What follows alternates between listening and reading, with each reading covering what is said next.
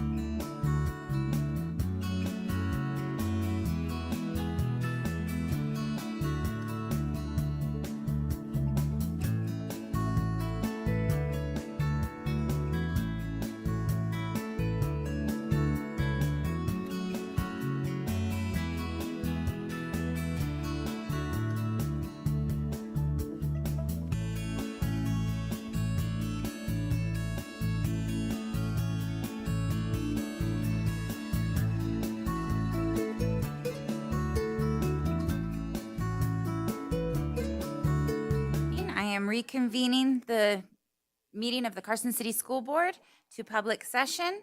We'll move on to agenda item 4, which is the flag salute. Matt Clapham.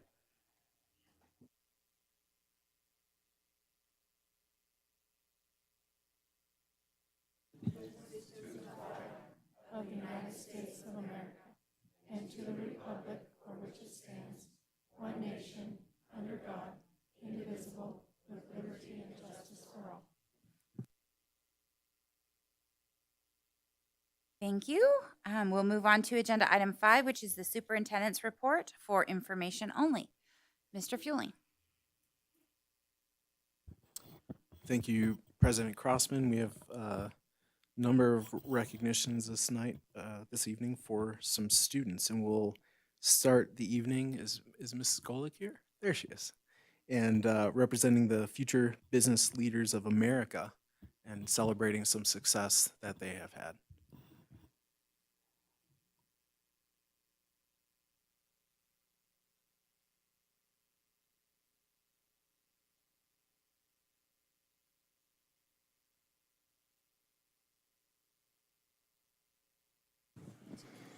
I feel guilty sitting when they're standing. But I mean, my entourage. I'm Angela Golick, and these are my future business leaders of America students. Actually, they're not mine. They're Carson High Schools.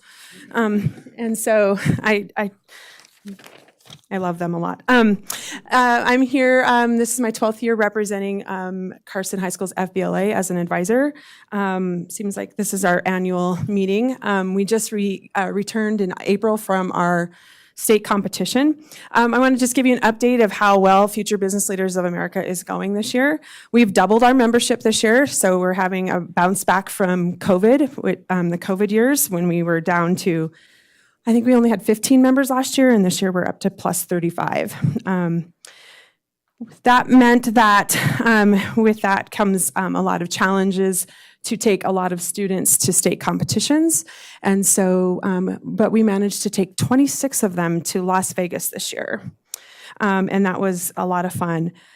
All of these students participate in 5 events, 3 objective tests before they leave, but they don't know the results until they get to state.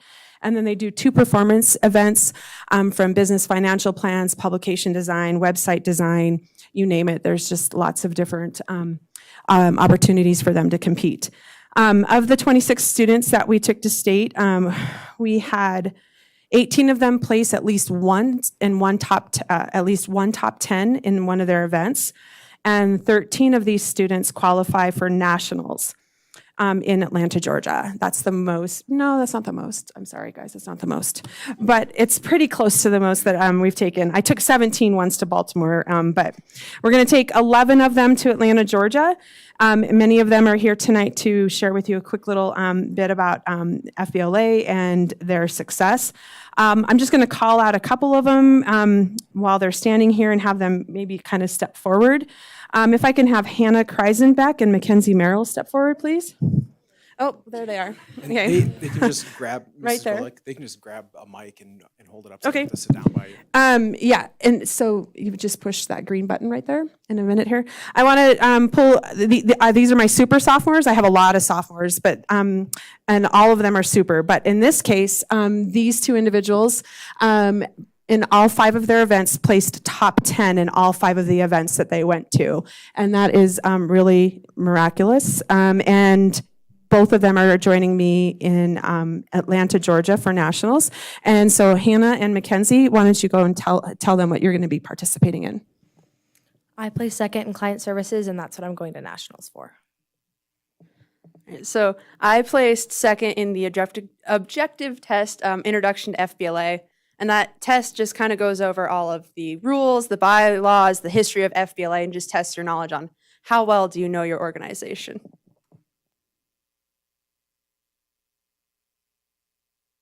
Any questions for them? Okay. Moving along, I would like to call forward Vanessa Becerra Dominguez and Sofia Kolapaiva. Thank you.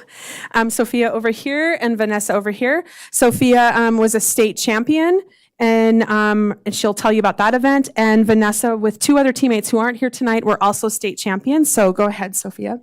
Hello, I'm Sophia, and I placed first in publication design. So we were tasked to make a paper for our school to show some of our events, and so yeah. And she's going to Atlanta, Georgia also. Okay, and just if you could each state your last name for Renee for the record. I'm Sofia Kolupaeva. I said it, but I probably didn't pronounce it right. So yeah, she did much better than I did. Can you hear me? Yeah, okay. So I'm Vanessa Becerra Dominguez. With me and my teammates, we placed first in financial business plan. And Why don't you tell them about your plan really quick? What was it? okay. So it was about a food truck, and it was basically a food truck that brings diversity to this community and bring awareness about this diversity we have here, and just bring exposure about it. So yeah. Great, thank you. And then really quick, just I want to introduce my president and vice president of our organization this year, Erin Peterson, who's a senior. She's my fourth year FBLA member, and she's our president. Our vice president is Zach Nichols. There he is, okay. He's in his third year with FBLA and will be a senior next year. And then I'll let the rest of them introduce themselves. But one other great thing happened for Carson High FBLA this year at state, and that was we had two individuals elected as state officers for the FBLA organization, and that's never happened before. Todd Gosling, who served this past year as Northern Region Vice President, so he was a state officer, raise your hand. And then this coming year, he's been elected to be the Vice President of Public Relations. He's really good at social media, all things social media. And you can see he's donning the FBLA attire that's required by a state officer. But added to the state officer team, are there 8 of you on the state officer team? 9 this year, is Eva Lindblom. Go ahead and step forward. Eva is now the Northern Region Vice President, and so she represents all of Northern Nevada's FBLA groups. So that's really exciting. We also had one other award given, and that was for the FBLA Administrator of the Year, was awarded to our very own CTE Administrator, Josh Billings. And so he won that. And then I just want to make sure that the others who are here have a chance to just introduce themselves. So if you haven't talked, please step forward. You two come up as a team and tell them who you are and what you did. So my name's Jaden Williams, My name is Sophia Wen. and we competed in international business as a partnership. And basically, we just talked about the relations of the world and how to solve problems that deal with it. And also, we are testing based on our knowledge about the factors that determine the business around the world. For example, like trade treaties and the World Organization, and also the relationship between countries to determine the best decision for our international companies. That was really good. And they are going to Atlanta, Georgia with me as well. So thank you. Go ahead, Dahlia. Tell her what you've competed in at state. Hi, I'm Dahlia Keating, And I'm Eva Lindblom. and we competed in the Intro to Business presentation together as a team. And basically, what we did is we created a presentation the goal was to fundraise money to go to a business leadership training kind of thing. And then we pretty much tried to get money from the people that we presented to through a series of ways that are used in a business presentation. And we placed 7th. Nice. Zach, here you go. So, my name is Zach Nichols, and I placed top 4 in this year in social media strategies. And basically, the goal this year was to make a campaign for the promotion and awareness of food insecurity in my environment. Obviously, not the promotion, but spreading awareness about the issue in my community. And obviously with that, we have fish and Nevada Food for Thought. So that definitely helped out my presentation a lot. Hypothetically, if I did partner with them in this presentation. However, it was really an honor to mention fish because we're so lucky to have them in our environment. And yeah, so, and I'm going to Atlanta, Georgia also for that event. Hi, I'm Lindsay Kreisenbeck, and I placed 5th in Intro to FBLA. So just learning about our organization and making sure that we are aware of what is going on and what our organization stands for. And I will also be attending nationals in Atlanta, Georgia this year. Hi, I'm Erin Peterson. I placed 5th in healthcare administration, which is basically a test on the roles and responsibilities of what it takes to run a healthcare facility, as well as like the laws and the technicalities that go along with it. And I will be attending nationals in Atlanta, Georgia for that event. Okay. Yeah, so I'm Todd Goslin, and this year I went to nationals state as I was a candidate for my next year. And then I was also a vice president of the Northern region, and then also a competing member, which was really exciting. Like I was bouncing all over the place from like rehearsals to my events. And yeah, so I competed in 5 events, and then I placed top 10 in 2 of those. And then I got top 4 in my job interview event. So yeah, I'm gonna be going to nationals. And yeah, last year was just a great year. Serving on the state team was just like a life-changing experience. It was so much fun to like connect with people that were so motivated. And then actually like, it's just like inspired me to like grow as a leader. And yeah, it's been great. Just want to add a couple things. Todd is, and as well, Eva will be as well, incredible, what is the word I'm looking for? I'm having a brain freeze right now. Representatives of Carson High School and the Carson City community and the Carson City School District. And the other thing I'd like to just remind the community of, and maybe the school board, FBLA is very involved in the community as well. We host the Carson High School Talent Show every year, which is a really big event for our school. But we are also one of 4 organizations at the school that hosts the father-daughter community dance that sells out every year of 800 plus fathers and daughters. And so these individuals have worked very hard this year to raise money, to give back to the community, and in the meantime, learn some skills that are going to carry them forward into the future, into their own lives. So thank you for having us. I know we've taken up more time. We're past 3 minutes. So thank you. Thank you. Do we have any questions? Any questions or comments from the board? I have a comment if I could. Go ahead. When I look at this group of kids here, I think what an impressive student body you are. You know, you guys are representing Carson very well, yourselves very well, and I'm just really impressed, and I know you guys will be very successful, and thank you for all the work you put into FBLA. Thank you. Very impressive. Yeah, I'll just add real quick, again, congratulations.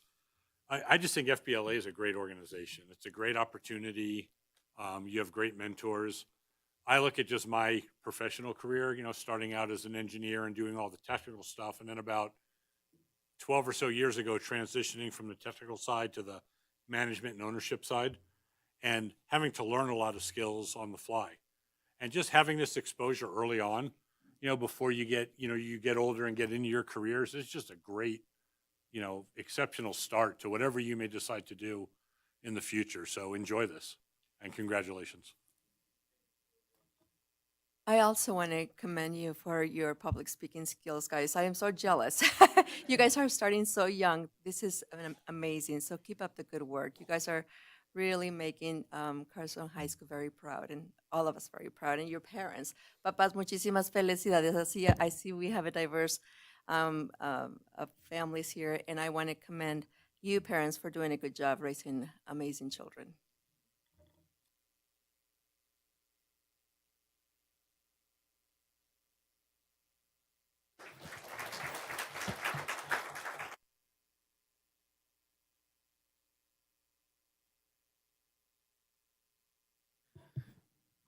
Okay, next, do we have Brinley Peters here?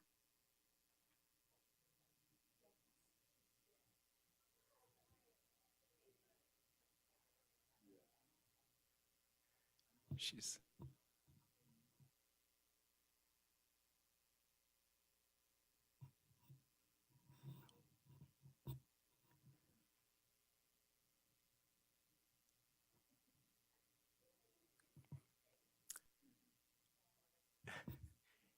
you can sit right up there with, yeah, either chair is fine. With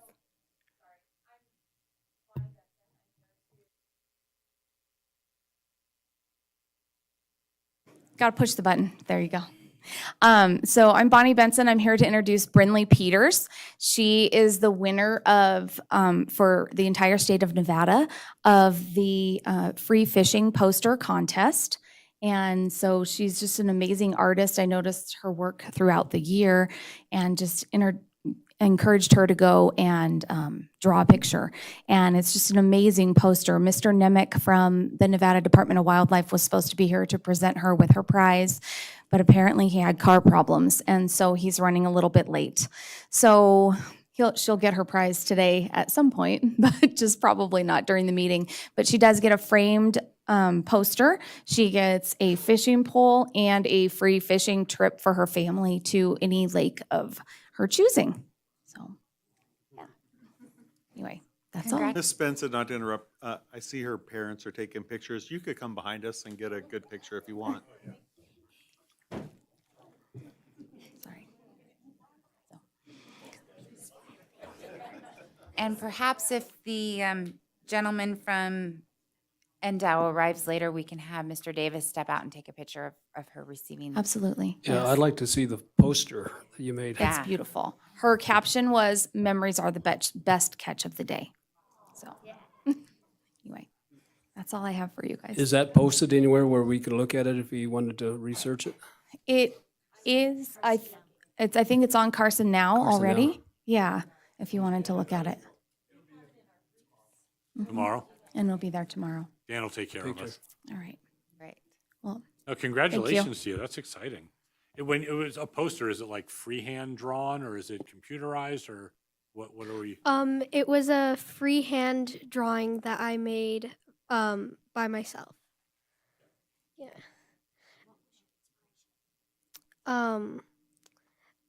My inspiration was going just on a fishing trip with my family and just having a good time and making memories and just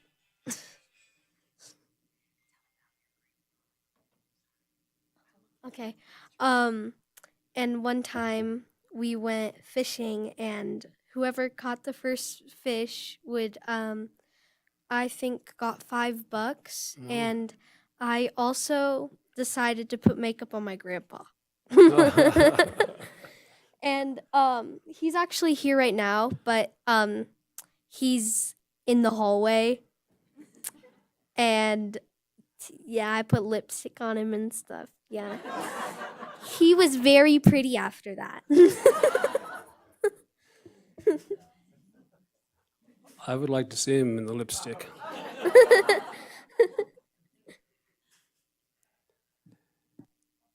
Well, very impressive. Thank you. Now, I'm just curious, how old are you? I'm 11 years old. 11 years old. That's amazing. You must be a really good artist. I'd like to see some of your work as you do more. So I'm actually planning on, so we just finished a book today called The Westing Game, and I'm planning on making a drawing for it like I did with all our other books during the year. Very good. But congratulations. Good job.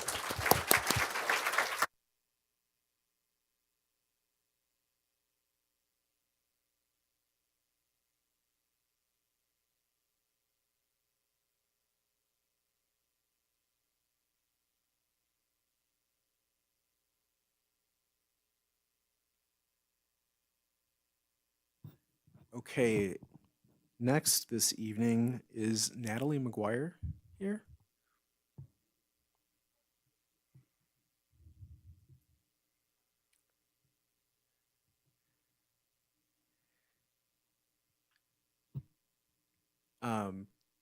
So I don't know if Miss Beckwith. Okay. So, for our spring musical, we did Carrie the musical, and I was Carrie. And I was nominated for lead actress, so I was able to go perform at the Smith Center. It was a 2-day competition where we learned 2 dances that we would perform the second day. And then after lunch, we all performed our solo pieces, and I performed Carrie from Carrie the musical. And I was one of 5 girls who got accepted to do their song in front of the Smith Center. It was such a fun experience. Like the sound was amazing. It was just like a really life-changing experience. And Oh yeah, and I won second. Yeah, I won second.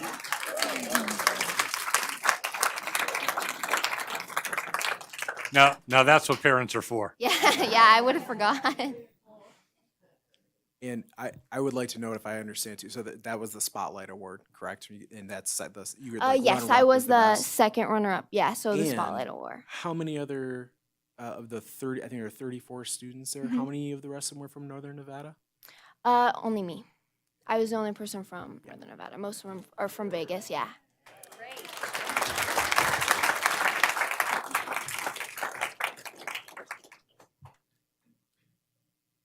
So congratulations. Thank you. Congratulations and thank you for stepping right up and taking the mic. And thanks to Dad for that extra Yeah, support. thank you. Thank you.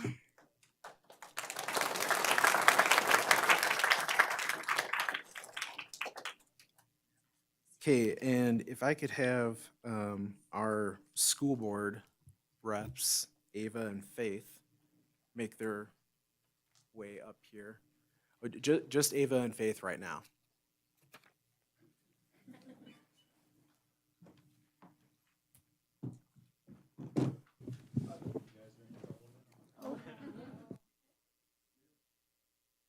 You're not announcing just yet. We're just here to embarrass you and thank you so much for an entire year.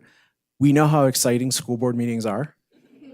And you have diligently come here to let us know what is going on. So this is a little thank you from the Board of Trustees for all of your work. And I will let the board have it from there. So. I'd just like to say thank you for coming and presenting the activities at your school very well. You guys represented your schools marvelously. So thank you.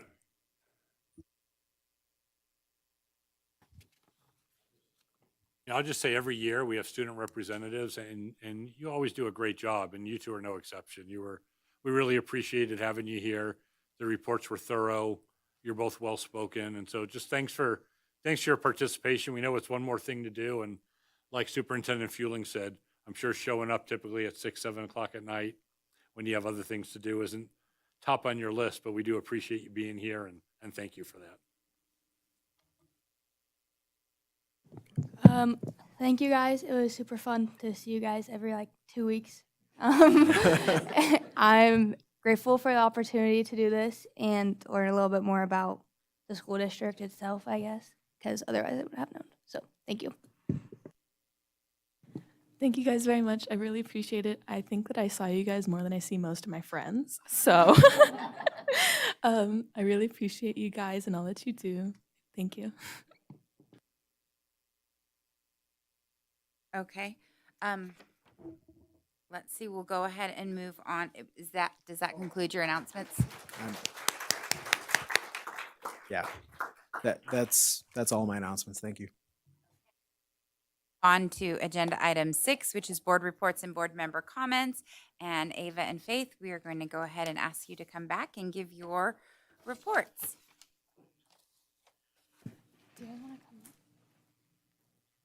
Okay, so all of our spring sports have finished up, and that included a lot of state competitions for all of them. So last weekend, there was the track state competition in Vegas, and we had a few girls compete, and they all did really well in that. And then there were some boy golf players who also went to state, and a few swimmers went to state as well, and so we're super proud of all of them. And then there has been a lot of new clubs, like joinings for next year throughout the school. So like FBLA and NHS, I know HOSA does a lot, Blue Crew. And so we're in a lot of the new officers for those clubs have been elected. And so we're excited to see where that takes us for next school year. And then as you obviously FBLA went to state and you can see it, and the new state officers, Eva and Todd, super proud of them and excited to see how well they do at nationals. And then last week there was the scholarship night for the Carson High seniors, and so there's a lot of scholarships presented to those seniors, and we're excited to see how they do with all of that and in their 4 years of college after this. And then last night was like their parents' night for the fall sports, and so we were just prepping for next school year. And then that's about it. And also 2 weeks ago there was the student council inauguration, where we sworn in our new officers for next year. And so this is Alex and Paulina, the next school year's school board representatives for Carson High. So if you guys want to introduce yourselves. Hi, I'm Alex. I'm next year's school board representative. This was my first year in leadership, and I'm so excited to be here and have a great year next year. Alex, can you share your last name? Munoz Moreno. Hi, my name is Paulina Perez Roque. I am one of the other school representatives. This year is going to be 2 of us, and yeah, I was super excited to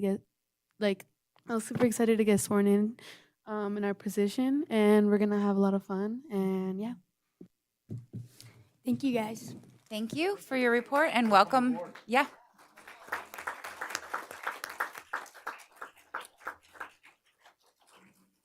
We'll go ahead for Pioneer High School.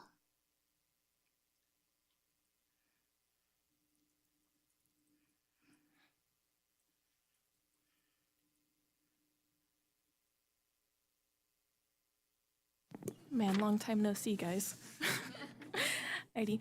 Good evening. I am Faith Key, and I'm representing Pioneer Academy for the last time this school year. So number 1, 5 Theater 100 dual enrollment course students celebrated and supported the arts with a Midsummer Night's Dream field trip last Friday. Number 2, congratulations to our Student of the Month, Tierney Frost. Number 3, the Positive Vibes program continues to gain in numbers. Each week, staff note students who have gone above and beyond and increased the positive vibe at Pioneer Academy or in the community for the week. We finished the year with 316 positive referrals. And congratulations to all of our graduating seniors, promoting 5th graders and 8th graders. That concludes the student announcements for Pioneer Academy. Thank you. And my mic on. Thank you very much, Faith, and good luck. Thank you. As you graduate this year. Do we have a report from the Nevada Association of School Boards? Yes, I do. Director Harris wanted everyone to know that NASB is continuing monitoring all pending school-related legislative bills. He also wanted everybody to know that there's been a lot of work behind the scenes by the legislative committee, himself, and others. And there's still quite a few pending bills, and if you're interested, they were in the NASB update letter. They're all still pending, but there are hearings coming up, some of them this week and others next week, so they are monitoring all those. And then for Fritsch Elementary, Principal Brown wanted to share that Fritsch is having a family barbecue on Thursday, May 25th from 5 to 7 p.m. They will start the evening with a future kindergarten parent meeting starting at 4:30 p.m. And then their talent show will start at 5 p.m.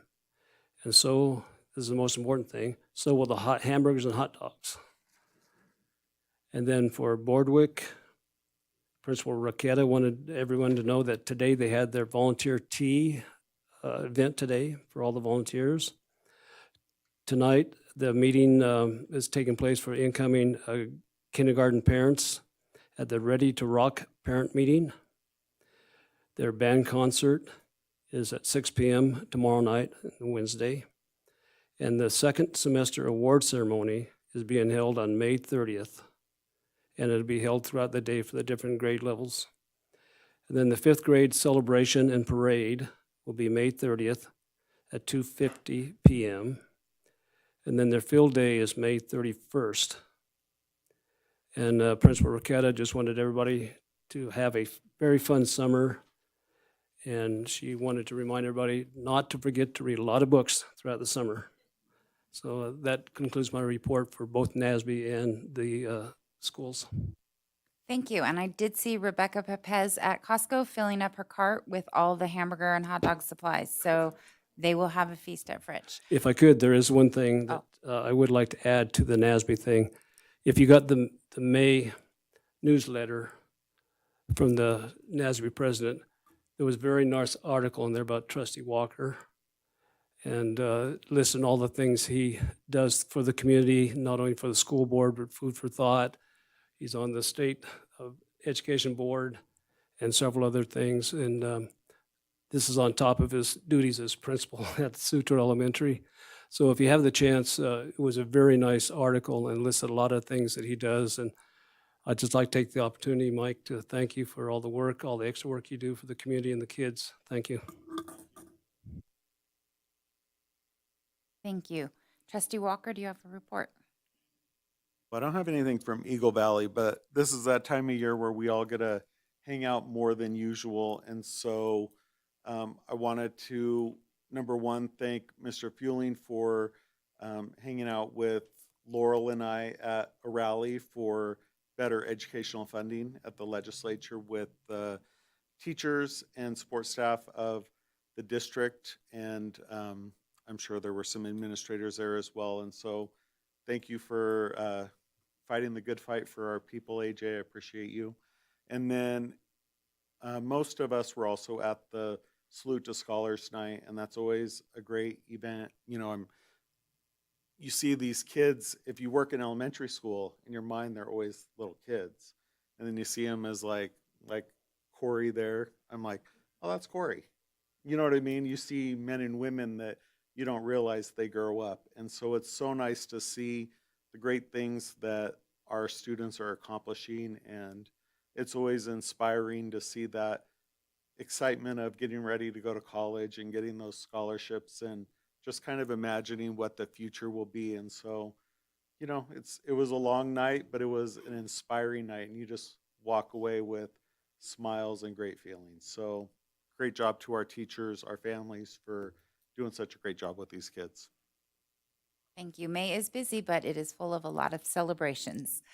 Trustee Walt. So for Carson High, Ms. Schofield did a wonderful job, but please remember graduation is June 3rd. For Empire, just a few quick announcements. Tomorrow, May 24th, 5:30 to 7 o'clock at Empire, they have a field night. They have STEM night. They will also have a band and choir performance and Ready to Rock Kinder Parent Information Night.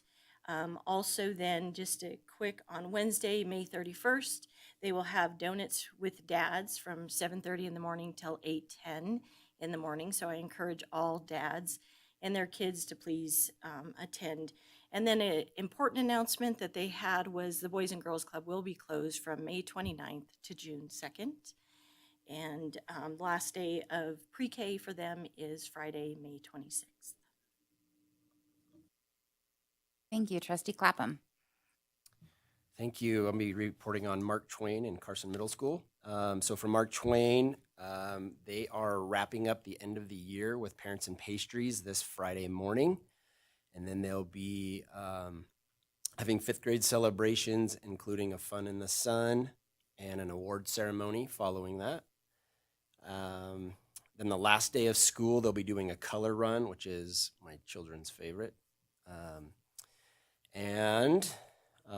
They will be hosting Ready to Rock Kinder Summer School program, and they are looking forward to seeing what that program will bring the students and the families to them. Carson Middle School, the band and leadership programs have just returned from their field trip their trips to Disneyland. A lot of the students there currently are enjoying their reward field trips that they're getting to take now. There was an awards ceremony today for the 6th and 8th graders to honor the students' hard work. The 8th grade promotion is on June 2nd, which is Friday at 9 a.m. in the Carson Middle School gym. And the probably the most difficult task that they are working on currently is keeping students engaged this last couple weeks. And then if I could just side note that as well, I personally would like to just really quick thank Ms. Cruikshanks first as transitioning into Mark Twain. My children loved Miss Clario, but I will say my daughter loves you, and Mr. Rodina as well. Getting to interact with you guys this year, I really appreciate you guys leading that school, and I hope the community realizes that as well. And I'll leave it at that because I'll get emotional with my daughter. So, and then Ms. Robinson, I also want to say thank you to you because middle school was I don't know how to say it. We were wondering how it was going to go with my son, and he did fantastic, and it's because of your leadership. And so I just want to say thank you to you and your staff. You did a great job, and thank you. He loves it there. So we look forward to that with my daughter as well. So thank you, and I hope that the community understands that as well.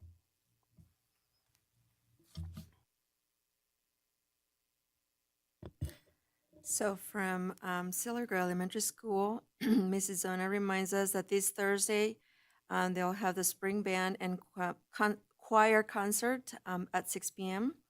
And then next week, they will have the dress-up days picked by the student leadership. And on June 1st, they will conclude the year with a field day, and that's free dress for students, and they also do not need to take their backpacks to school. I also want to give a big shout out to Carrie Finn. She coordinated an appreciation luncheon last Sunday for the CESA members, and she had a really good turnout. I commend her for appreciating all the members and for all their hard work that they do throughout the year. I also want to give a big shout out to Mrs. Bridget Gordon. Like Trustee Walker said, the scholarship event was fabulous. I know that it takes a lot of work to coordinate an event like that, and I also want to thank the teachers and counselors who helped the students write the scholarships, because I know, based on my experience working with students, I know they did not take the initiative of writing those statements for to apply for scholarships. So thank you, teachers.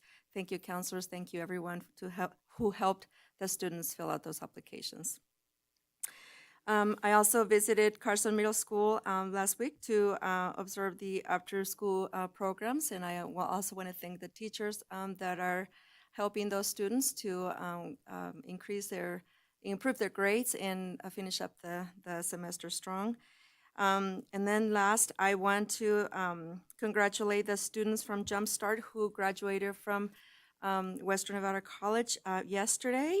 And we look forward to seeing them at their next graduation in high school so that they can get their high school diploma and join their peers. And that concludes my report. Trustee Casiopo. Hi, thank you. I do not have a report for Pioneer tonight, but I do want to thank Pioneer for all the great work they're doing in support of their students. I mean, we get nice reports here every board meeting, and it just seems like there's always something positive happening there. As I know, there's always positive things happening at all the schools, so thanks to everybody. I wanted to just take this quick opportunity to wish all the graduates well. I know they're not all sitting in here, and wish success for the other students who are going to be moving up in a grade. And, you know, it takes a village, like they say, so I certainly want to thank all the educators, some of which are in the room today. I want to thank all the staff at the school district, the parents, you know, the families to help these kids. It's not easy. It seems like it's harder every year for these students, and I just want to thank everybody for helping them along. That Salute to Scholars Night, if I heard it correctly, there was like $7 million in awards offered, which was the biggest yet. So that's amazing, and I want to thank our community for supporting our students in that way. That's huge. School is not cheap these days, but we had students going to college, going to trade schools, some joining the military, and so whatever these students are planning on doing, whatever their next chapter is, I wish them all well. That concludes my report. Thank you. I will report for Fremont Elementary School. Dr. Ward says that they are excited for the end of the year activities, including a choir and band concert tomorrow at 6:30, field day and the day of overcoming obstacles, both of which are next week. And she wants everyone to know that she is so grateful for the hard work of all the staff this year, and she wishes the students a safe summer full of reading and adventure. And also, I'd like to give a report on the Carson High School girls team who went to state for track, just because I've been cheering runners on for the last several years. The girls 4x800 relay team took 4th in state, and while they did so, they set a new Carson High varsity record by over 4 seconds.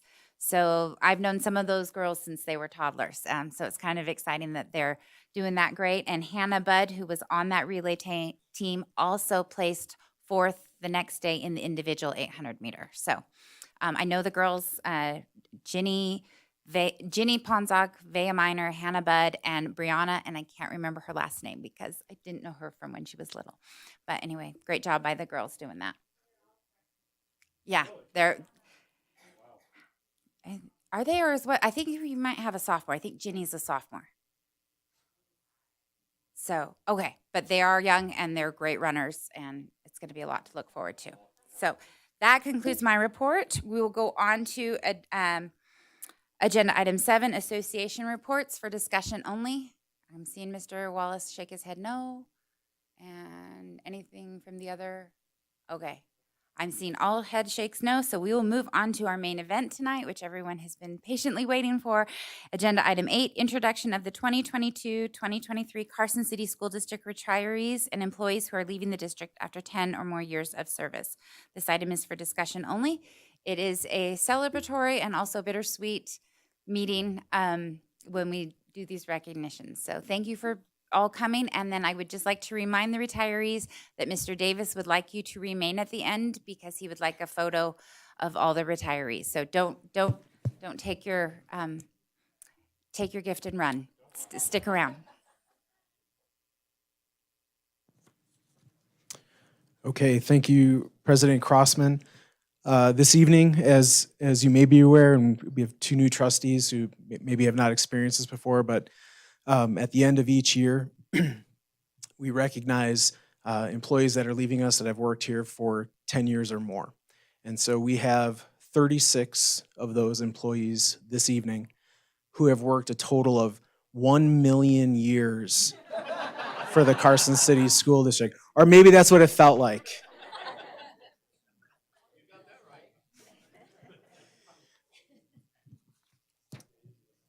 So, oh yeah, President Crossman, if you would join me down here.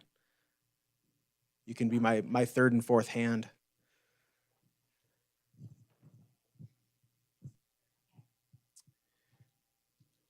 So this evening, we will start with Carson High School. Is Sherry Kelly here?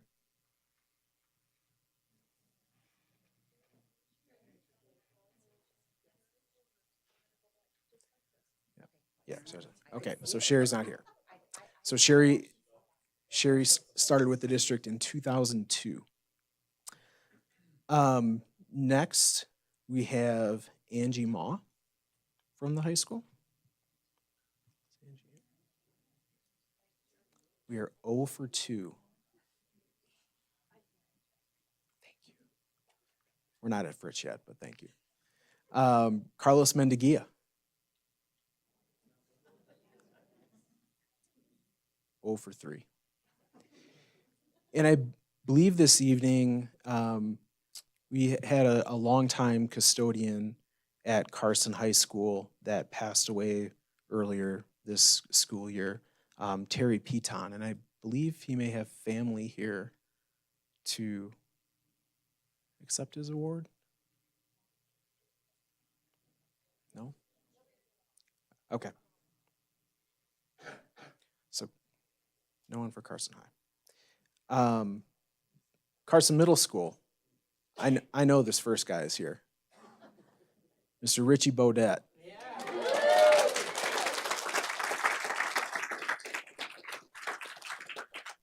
Richie retired a little early, but he's been with us since 1998. Tremendous Tuesday. Good to see you. I don't know. Sure. Open it. Okay. Or maybe not, It's really actually. taped up nice. Okay. I don't want to. There is an amazing prize in that box. Okay. So Richie's going to open it up so we all know what it looks like.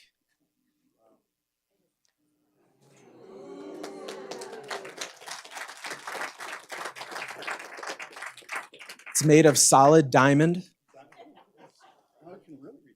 And everyone else's will look just like that, but have a different name on it. Just so you're aware. Good to see you. Yeah, great. I'll see you this summer at Farmers Market. Oh. Would you like to say anything, sir? No. You all know better than that. I always have something to say. I was telling them it's Tremendous Tuesday because you all know that, right? Yeah, I did start here a few years ago, and it's been nothing but hell. Not really. Can I say that? No. Okay. No. It's been a pleasure, and this is why it's a pleasure. The people from the Carson City School District. That's what made it so much fun. And I got to tell you, I miss each and every one of you every day. That's enough. Because it's true.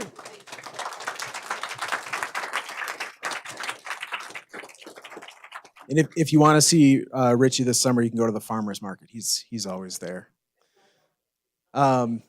Next from Carson Middle, Sharon Heimerdinger.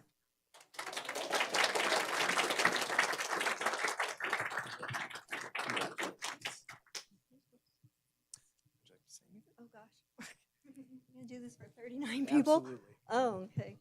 I started my teaching career in 1995 as a teacher's aide in Story County. And from there, I liked that so much. I became a teacher in 97. And I was in Story County for 5 years and in Carson the rest of the time. I was at Mark Twain for 16 years. And so I'm always a hawk and love Mrs. Clario as well. And then I've been at Carson Middle School for 5 years, and that's been a real pleasure as well. Thank you.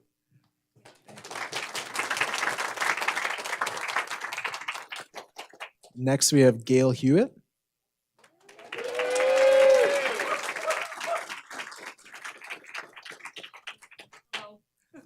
Congratulations. Hello, I'm Molly.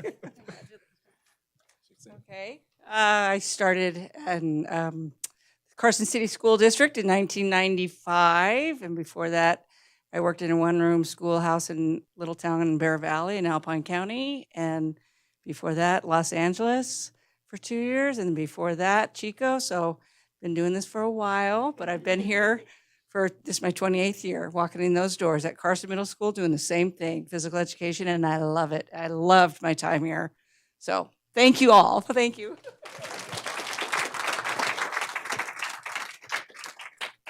Next, Hillary Mendigia. No? Okay. Marjorie Rispin.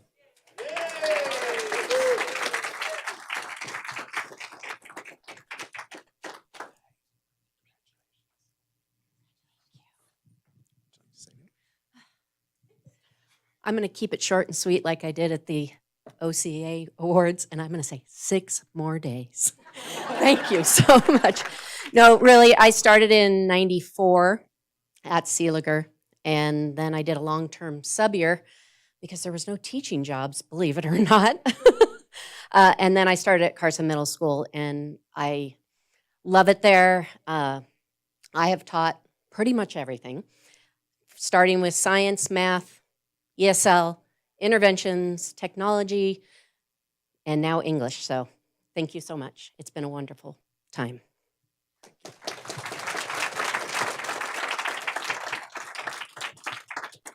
Next, we have Jane Sproul.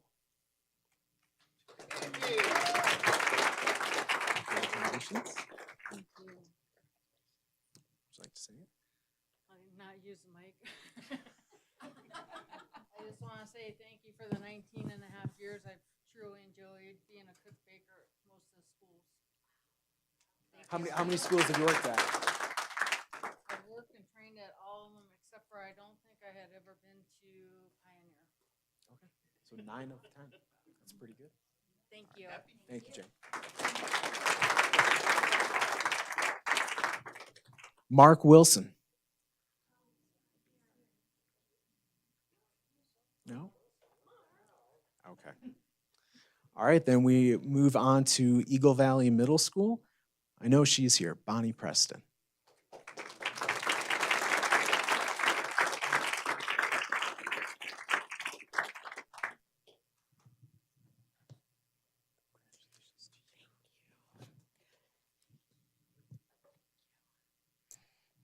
Oh, I wasn't going to, but actually I need to honor my mom.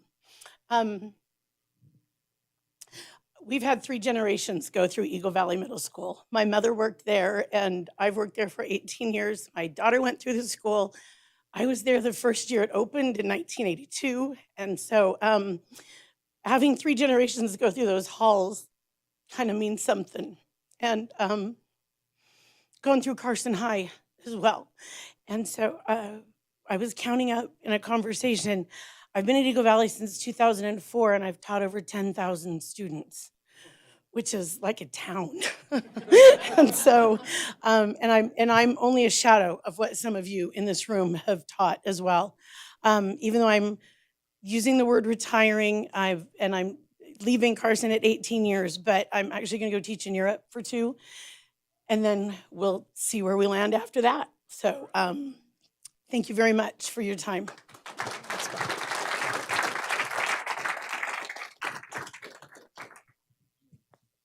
Are they looking for a superintendent in Europe? That sounds fun. Next from Eagle Valley, Julie Reed.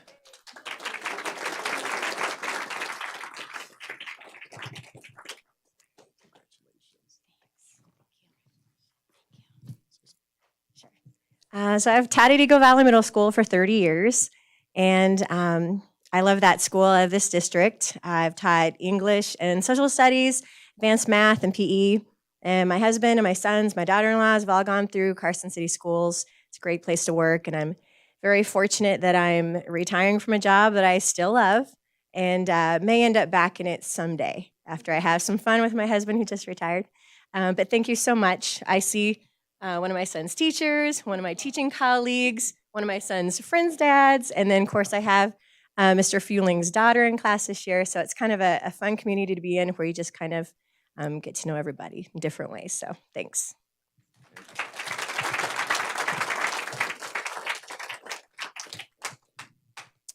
Okay, moving on to Bordewick Bray. We have Teresa Mondragon.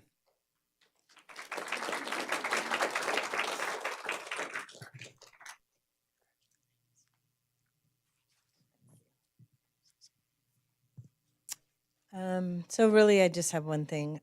Well, I've enjoyed all the people I've worked with. That's probably been one of the best things about working for Carson City School District. But my most important thing I think I walk away with is I truly, truly have loved working with the kids and their families. So that's been my great privilege of being employed with the Carson City School District.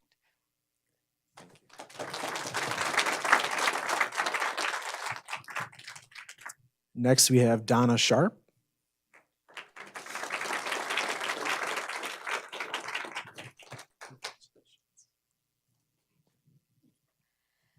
Okay, I want you guys to know I talk to 5-year-olds. I'm really not comfortable with the fact that everybody gave a great speech before me.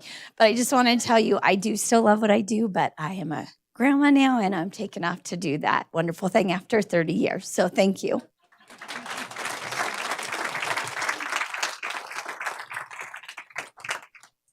And Heather Thomas. Is Heather here?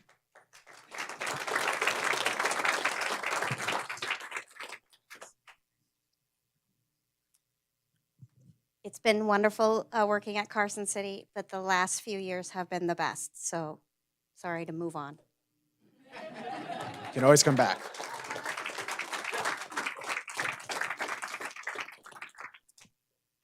And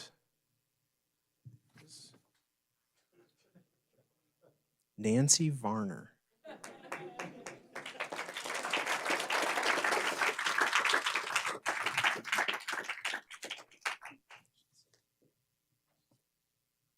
Would you like to?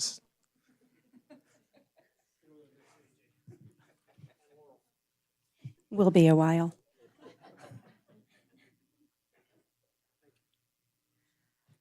So I've been with the district about 28 years, and I've been I've been with family literacy, so I got to work throughout a whole bunch of different elementary schools, and then I came to Boardwick 19 years ago. And I'm going to miss the students the most, and I'm going to miss my colleagues.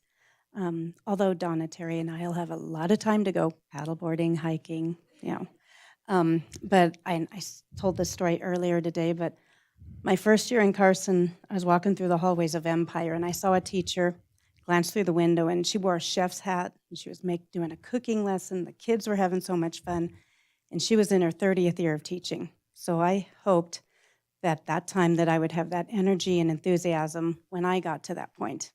And I still do. I'm still cooking and doing art and things like that with my kids today. Thank you.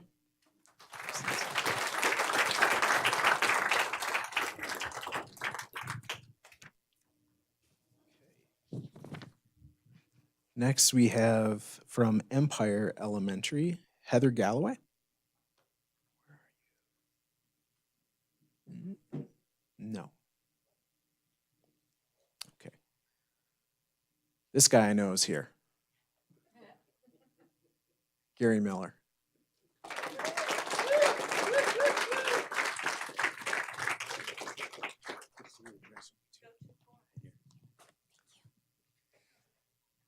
Well, I want to thank everybody for coming out, actually, and I think the best part about these jobs was the kids, you know, and having fun with them, and you know, joking and having a good old time, and like they always say, they're the future. Hopefully, the teachers are doing a great job, and I know they are. And thanks for coming out. Appreciate you guys.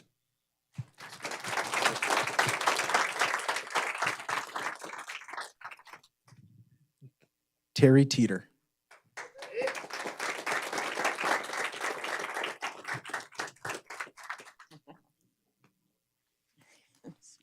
Thank you.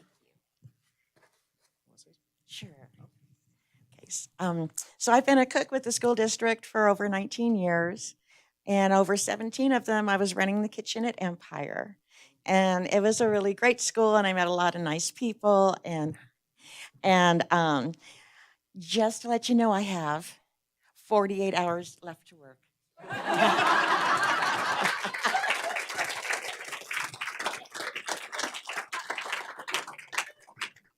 But who is counting? Moving on to Fritch Elementary School, Christine Donaldson.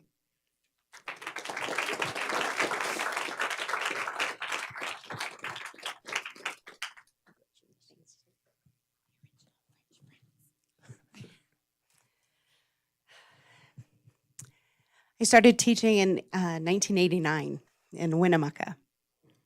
So Carson City was a nice change. I worked under the leadership of the names Roy Waltemeyer, Pat Carpenter, Fred Mariani, Mike Walker, Dave Albers, Mary Gary, Waylon Denny, Dan Brown, San Samtillo, he was there too. So I hope I didn't have that many administrators because of me. It was just, it was just, but I have to say, Carson City is truly an amazing place to work. You give us the guidance and even the freedom to do what we need to do to be able to teach the children the best that we can. So thank you very much for that.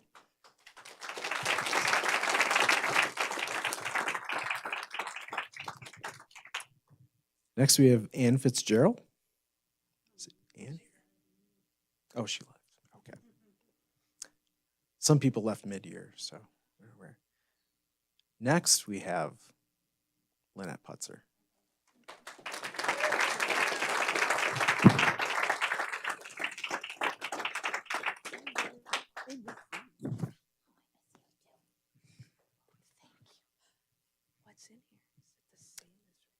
It's the same as Richie's, just a different name. It might not be your name. Right? So I started back with the Carson City School District in 1997 when my lovely daughter, hi Ashley, came home and told me she didn't know who her teacher was. I said, Ashley, you've been in school for a couple months now. What do you mean you don't know who your teacher was?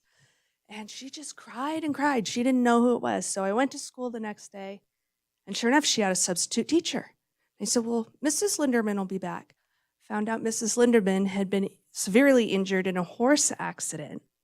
So that's what made me decide to come to school every day so that her class had somebody that was a constant in their classroom, and it just went from there. So I've been benefited since 2002, and I want to thank my family for their support, my administrator, Mr. Brown, for his support and understanding. And I want to thank the school board for everything that you do. And I especially want to thank you guys for allowing us to have super subs, because that has made life so much easier.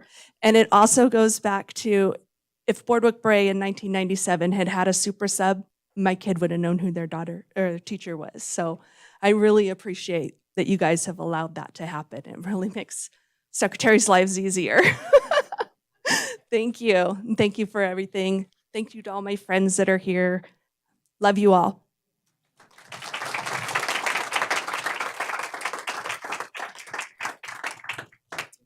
And next we have Maria Tavera.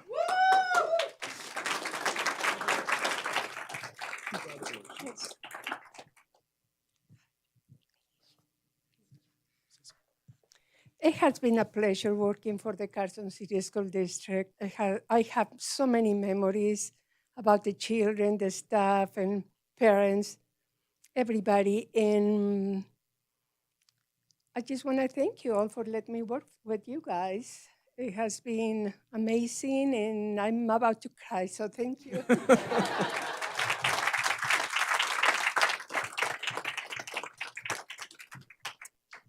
Moving on to Mark Twain Elementary, Shelley Halsey Pope.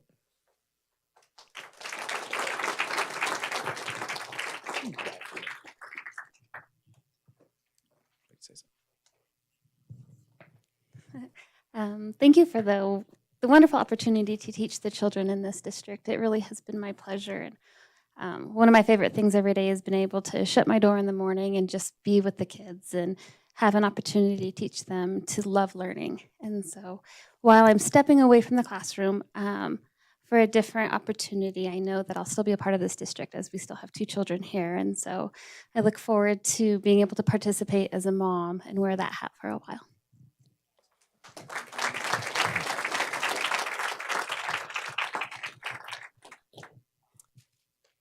And Linda King.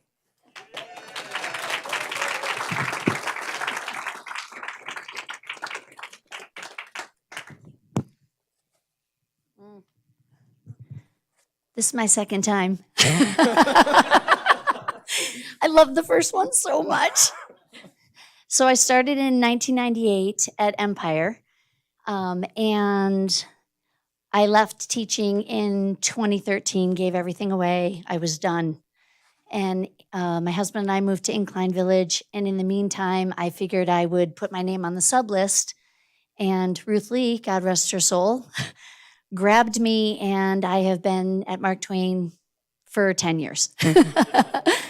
But as I tell my kids, my heart is full. I have no more room for more kids. So I'm going to find something to get my 30 years in PERS.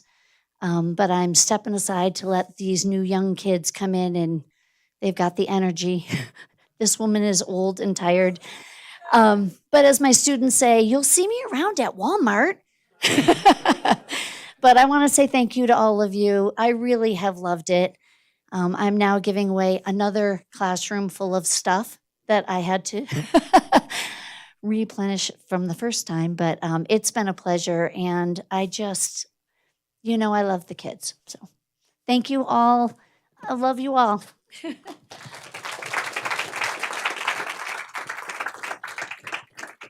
Mrs. King, if you would come back for a third award, it's never been done, but it's really big and impressive. So if you, I told one of my dear friends, Linda King leaves teaching part 2. And she said, no, it's your final chapter. I said, oh. And then my husband said, and there will be no encore.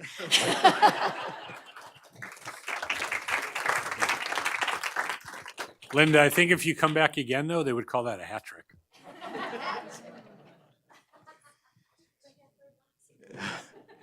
next from Pioneer Academy, we have Monica Ward.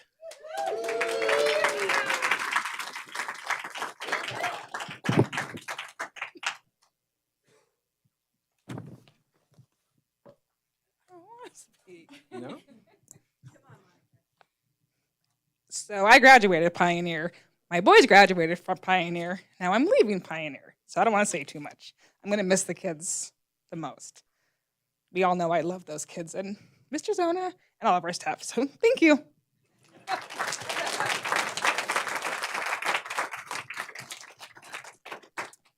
Next, moving on to PDC, we have Leanne Morris.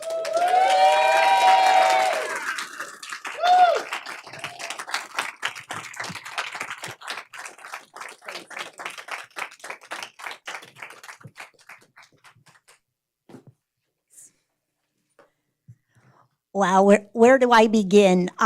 First of all, I want to say thank you to AJ and the school board and all of the staff. 33 years in Carson City School District. The 22-year-old that moved here from Laramie, Wyoming, didn't know a soul, thought, oh, wow, I want to get my teaching career started. And here I was, August 24th, 1990. It was apropos to follow Monica because I started my career teaching first grade at Corbett Elementary School, which was the original school before we opened Pioneer. Being able to teach 2 years there, we closed Corbett and I was able to help open Mark Twain. So I was able to teach 2 more years of first grade. Most of you know me as my career has been all about ed tech in Carson City School District. We think about the Apple IIgs that I had in my very first grade classroom to we think about artificial intelligence and chat GPT today. What a ride for 33 years. I left Mark Twain to move to Fritch in the fall of 1994. The Fritch PTA bought the very first computers in the district for a lab. What an amazing opportunity there. I would like to honor some of our administrators as some of our other folks tonight have. Nelana DeGraff was the wonderful first principal that I worked for who hired me at Corbett, and I was able to work with her at Corbett and Mark Twain. I know Dave Albers and Pat Carpenter were both mentioned on tonight. They were my wonderful administrators for 5 years at Fritch. The LC 580 Macintosh all-in-one computers. Think about the 3.5-inch floppy disks, and we had to use jewel cases to run the CDs. All of our Arthur's Living books, and thinking about just all of the wonderful opportunities we had to get started with our elementary technology curriculum in 1994. I also want to say that having the amazing opportunity to work with Mrs. Pat Carpenter, she was our first district technology coordinator. She wore a double hat as vice principal at Fritch, as well as that tech coordinator. So that's kind of where it all got started. And then I had the fantastic opportunity to move to Carson High School in the fall of '99 and help open up the tech center. And so those 3 years were quite an adventure, going from first grade to seniors. That was amazing. Knowing my love was really at the elementary level, I had the great opportunity to then go to Empire and teach there for 10 years. Pat Carpenter, once again, was my principal, along with the amazing Evelyn Allred. to help with that. Then the best part, there isn't a best part. What I have been doing for the last 11 years is the amazing opportunity to work with all of you in this room and everyone in the district. I don't think there's too many people that have had the opportunity to work with every single person in Carson City School District. I go to every classroom, even working with our transportation department, lots of different projects. And so just amazing opportunities. I would be remiss if I didn't give a big shout out to Mrs. Susan Kima and Mrs. Janice Towns for the work that they did to get the one-to-one project launched when I came out of the classroom for the last 11 years. And so it's just been an absolute amazing opportunity for 33 years. I can't believe when I say that I have been here for that long. I don't know what my next adventure is going to be, but who knows, I may show up doing something else around here. So you may not be done with me yet. So thank you so much. I'm so honored to be here tonight.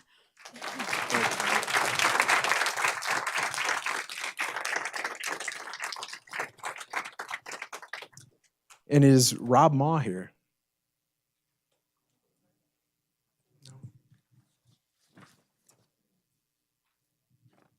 Moving on to operations, Mr. Mark Kornick.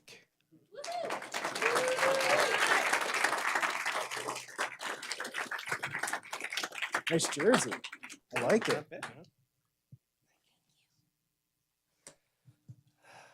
Wow. I can't believe 25 years went by that so fast. So many wonderful people. It's an honor to serve teachers, the students, and the people of this community. I think I drove through Washoe Valley like 5,000 times in my career, but what a better commute could you have? It's beautiful. I always told people that I live in Carson City, but I sleep in Reno because I put a lot into my work. I worked a lot of hours and enjoyed it, all of it. So thank you all. I appreciate it. So many incredible projects that I look back on. And I want to say that thank the school board, especially for being kind to me when I presented in front of you so many times. And for giving this guy the lead role at the school district. I know he's gonna carry on Mr. Stokes' solid leadership, and school district be better for it. Thank you very much.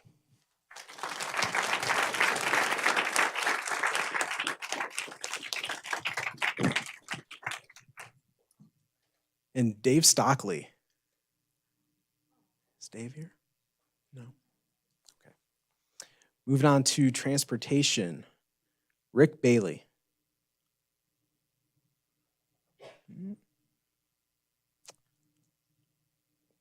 Try the second. Jeff Hansen.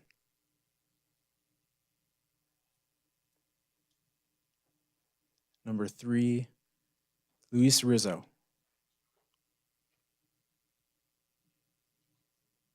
Yeah.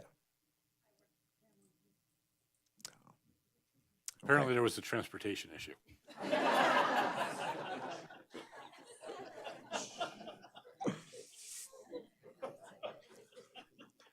That was pretty good.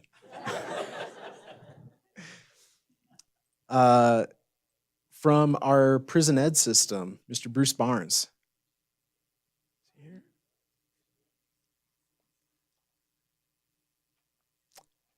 Sam Santillo.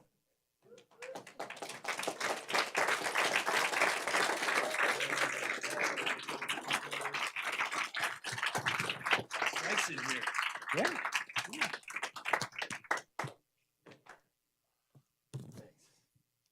Sam doesn't speak much, so. I look through the room, I see all these people that I worked with and hired, supervised. It was great. 32 years in the district as an employee. I spent 15 years here as a student. So I've got like 47 years in as a overall time. But just echo what everybody else said about the district. It's an awesome place.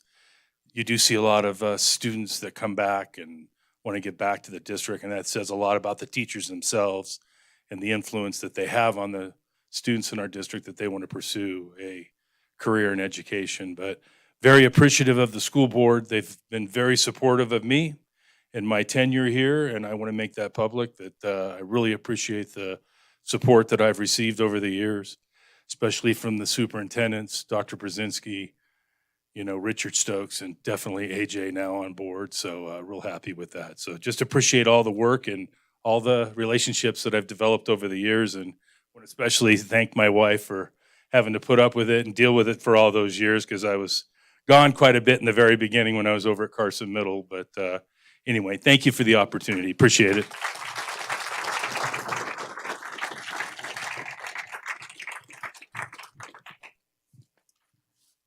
And with that,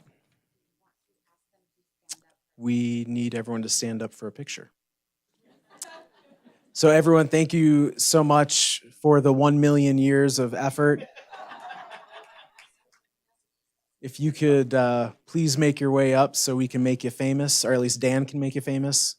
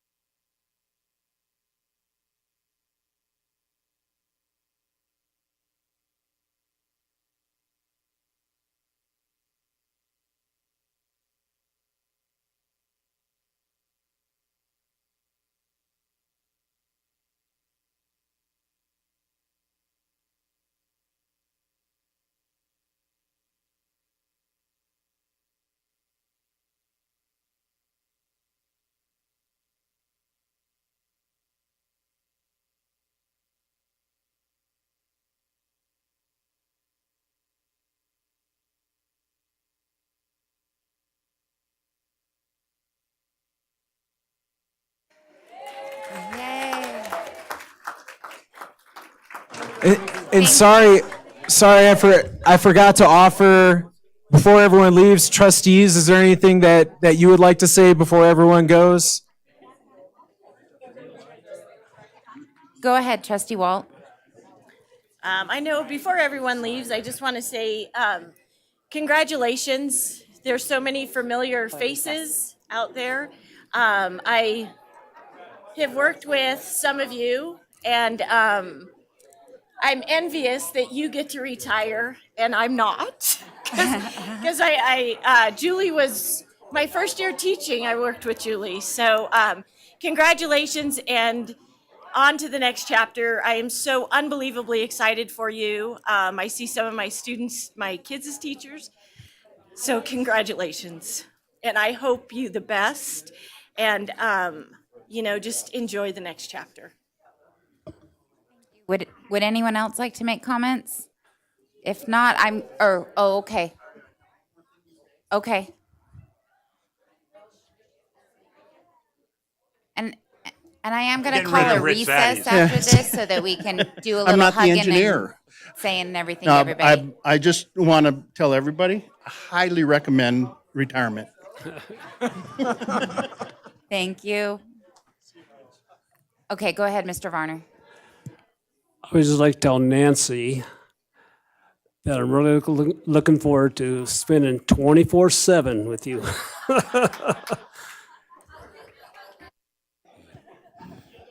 Nancy, that's going to be the hardest job you've ever had. Okay, I'm going to call a brief recess so that we can give our congratulations.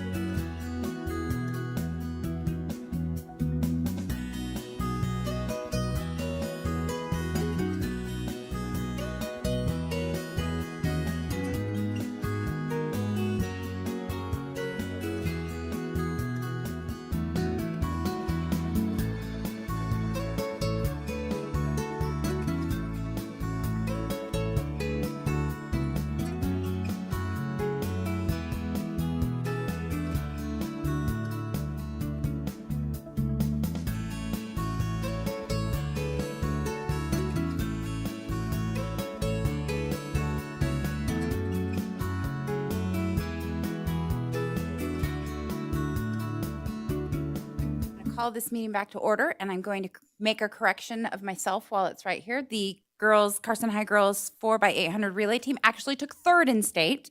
I read it too quickly about the other individual who placed fourth in state. So third in state overall, and a new high school varsity record by 4 seconds. And then Trustee Walker had some additional comments he wanted to add. Sorry for that. Eagle Valley reported, so Mr. Conley is actually enjoying the spring band and choir concert. He says they are sounding awesome. He wants everybody to know that the 8th grade promotion is Wednesday, May 31st at 1 o'clock. And if you need extra tickets, please call them directly at 283-2600 beginning this Thursday. That will conclude my report. Okay, thank you. We will move on now to agenda item 9, which is public comment. And comments will be accepted in person or through virtual participation via email at publiccomment@carson.k12.nv.us no later than 12:30 p.m. the day of the meeting. Email for public comment must include the submitting party's full name. Email for public comment will be posted as a supplemental document, and copies will be provided to the board members. The names who have provided virtual public comment will be read during public comment, and the emails will be included in the record, but the virtual public comment will not be read during the meeting. Comments may be made by members of the public on any matter within the authority of this board. Please note that public comment will be taken on items marked for possible action before action is taken on such items, and members of the public are encouraged to comment on such items at the time they are being considered. Although members of the board may respond to questions and discuss issues raised during public comment, no action may be taken on such a matter until the matter is placed on an agenda for action at a meeting of the board. In making public comment, speakers are asked to come to the table or podium, sign in, speak into the microphone, and identify themselves for the record. Commentators are instructed to limit their comments to no more than 3 minutes and to not simply repeat comments made by others. This item is for discussion only.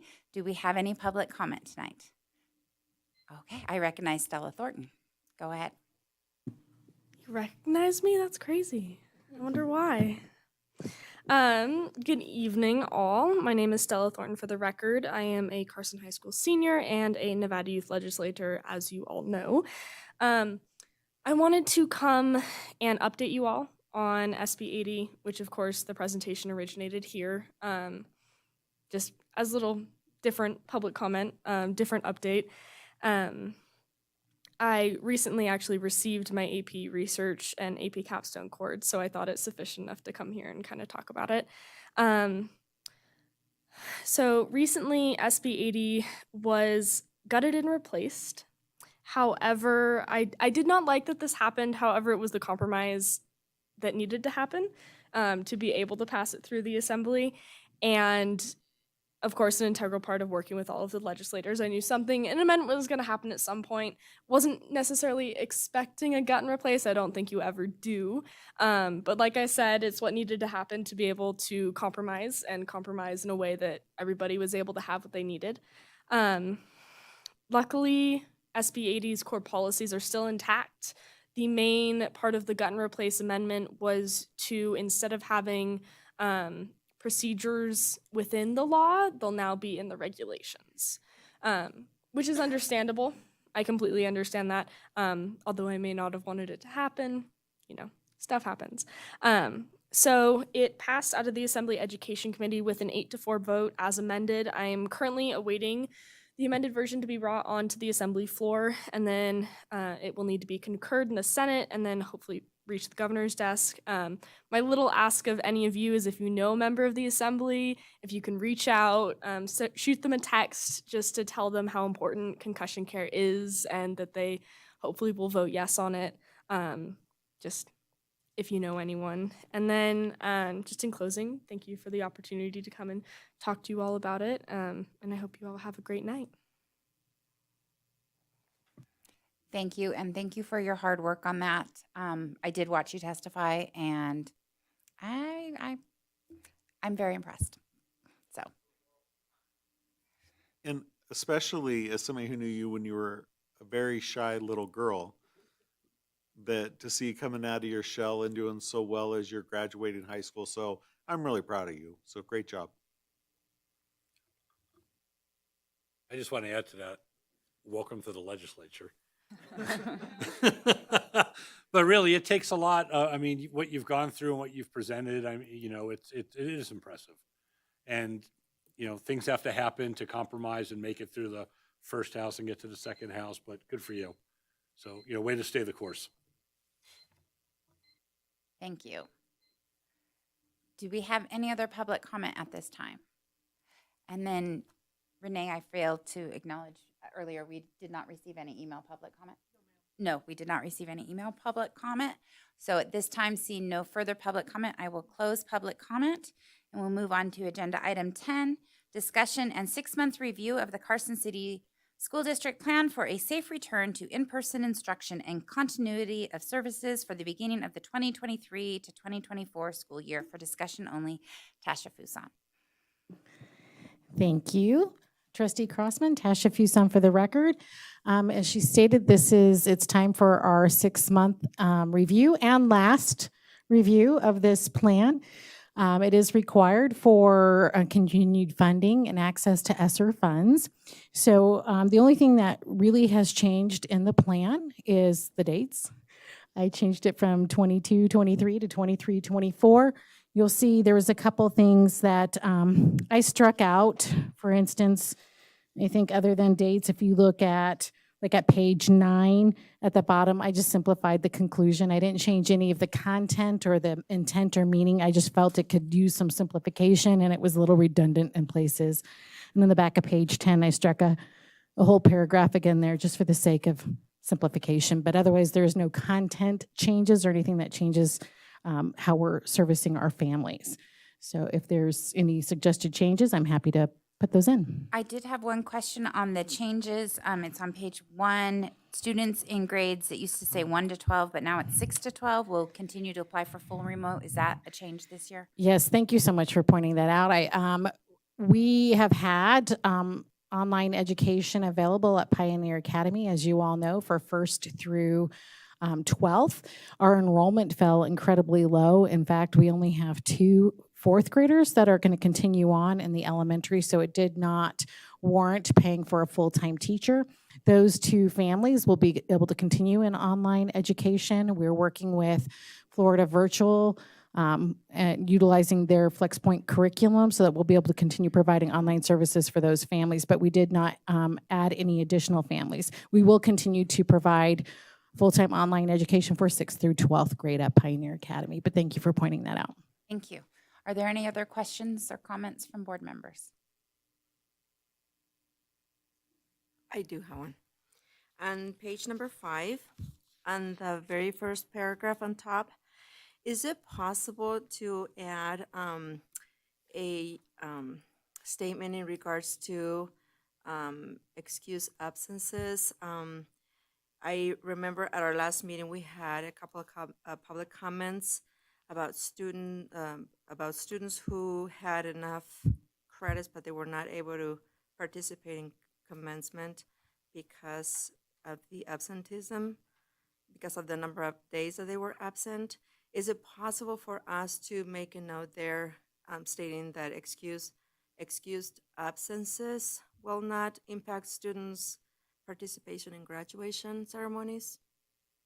On the very first paragraph on the top of page 5. Trustee Ramirez, I understand what you're saying, but I don't think that would be something to include in the reopening plan to satisfy ESSER. That is more of one of our policies, I think, and even a regulation that goes down to each individual school site to make decisions on participation in promotion or graduation.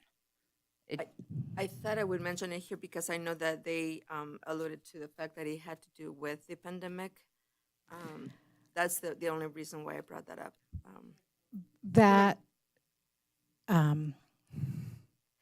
So a student who has a medical absence by our board policies and regulations would not be excluded from participation.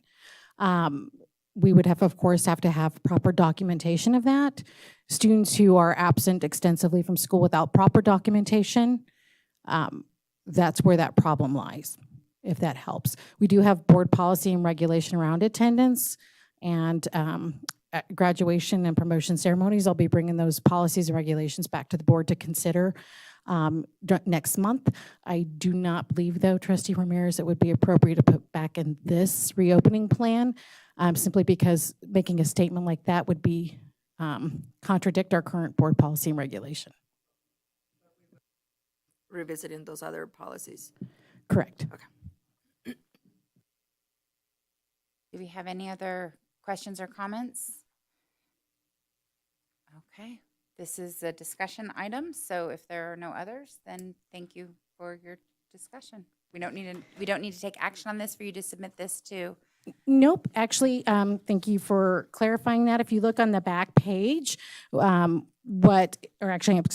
page 9, there's a timeline of activities. And so that's where I document this plan was reviewed by all of our directors. Then it was brought to our executive cabinet. Then it was brought to all of our principals to provide feedback, just to make sure that all of their areas are still correct and accurate.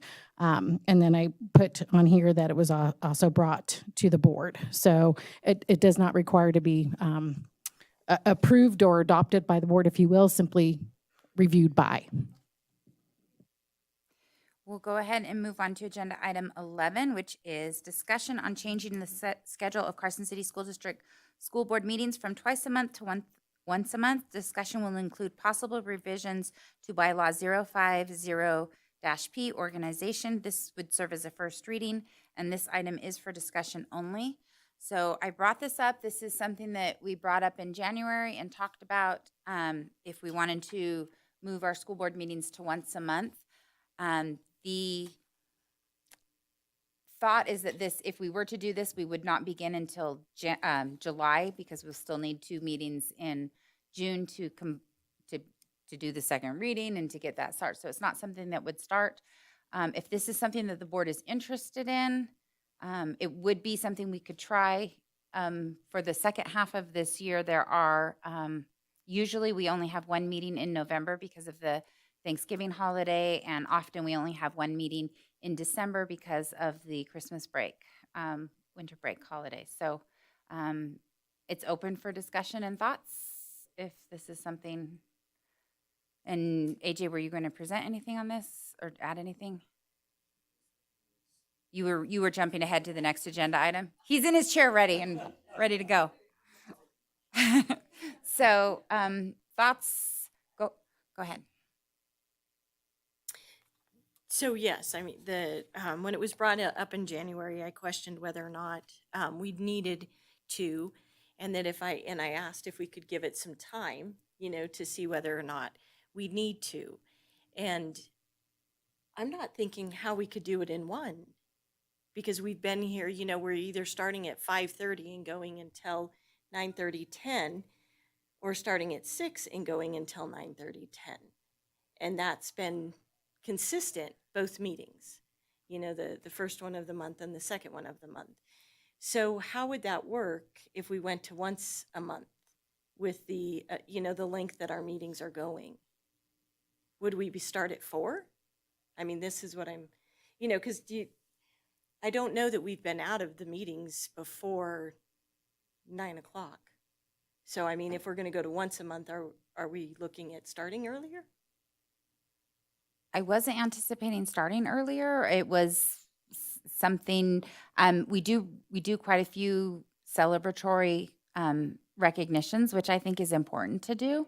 And sometimes I think the thing is we can always have a second meeting when we need to. It would be something we could try if anyone's interested to see how it goes. Usually the summer months are a little lighter on what we're doing. It would be something we could try for the second half of this year and revisit again in January if we find, oh my gosh, the meetings are piling up and taking too long. But maybe I think sometimes we can be more efficient when we focus on things. I'm just bringing it up because it's time to bring it up again if this is the desire of the board to do.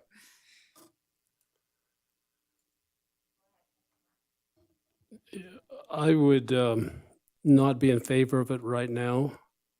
And I go along with Trustee Walt. It seems like would we have to double the time we spend in meetings? And then I also worry, I mean, personally, it would be all right for me because I could travel more or whatever. But I'm not sure if it would be the best for the public.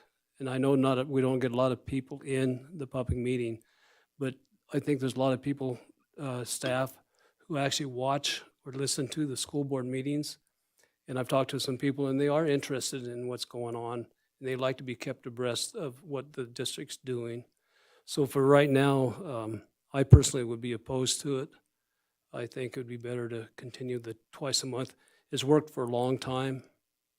And I think in the future, I think as we start to pay more attention to student outcomes, we've been to trainings where it says that about 50% of your meetings should be focused on student outcomes and student achievement. So I think as we get more in that realm, that may take time and it's information the public's going to be interested in.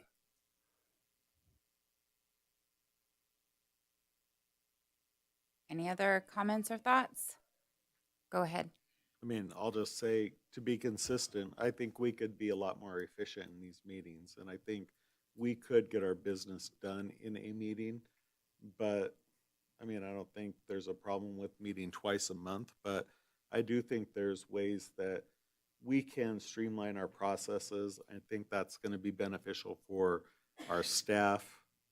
I think if we could get it done in one meeting, why not? That's one less night that we have our principals here, we have our association here, and they could be focusing on the kids. So would it be possible to do a survey and get some feedback from our teachers, from our administrators, so we can actually get their input to make a decision, and have them weigh into this outcome? I hadn't considered that because it kind of is the board, strikes me as more of a board preference on how the board would like to conduct its meetings. I do know that the staff preparation for 2 meetings a month, there's quite a bit of work, and from what I've heard of districts that go to 1 meeting, they are able to complete their work and it frees up staff time to focus on other efforts rather than constantly preparing for board meetings. So, go ahead. So I could go either way on this. I do think we could be more efficient in our meetings. I forget, a few years ago, we went to some trainings, and I can't remember the state of the school district, but they were going through this, and they were talking about, what they had, and they kind of concentrated their meetings on the things that were really important. They moved some things to the consent agenda, and it allowed them to just kind of restructure how they did things. So, from the standpoint of being more efficient, it would force us to be more efficient.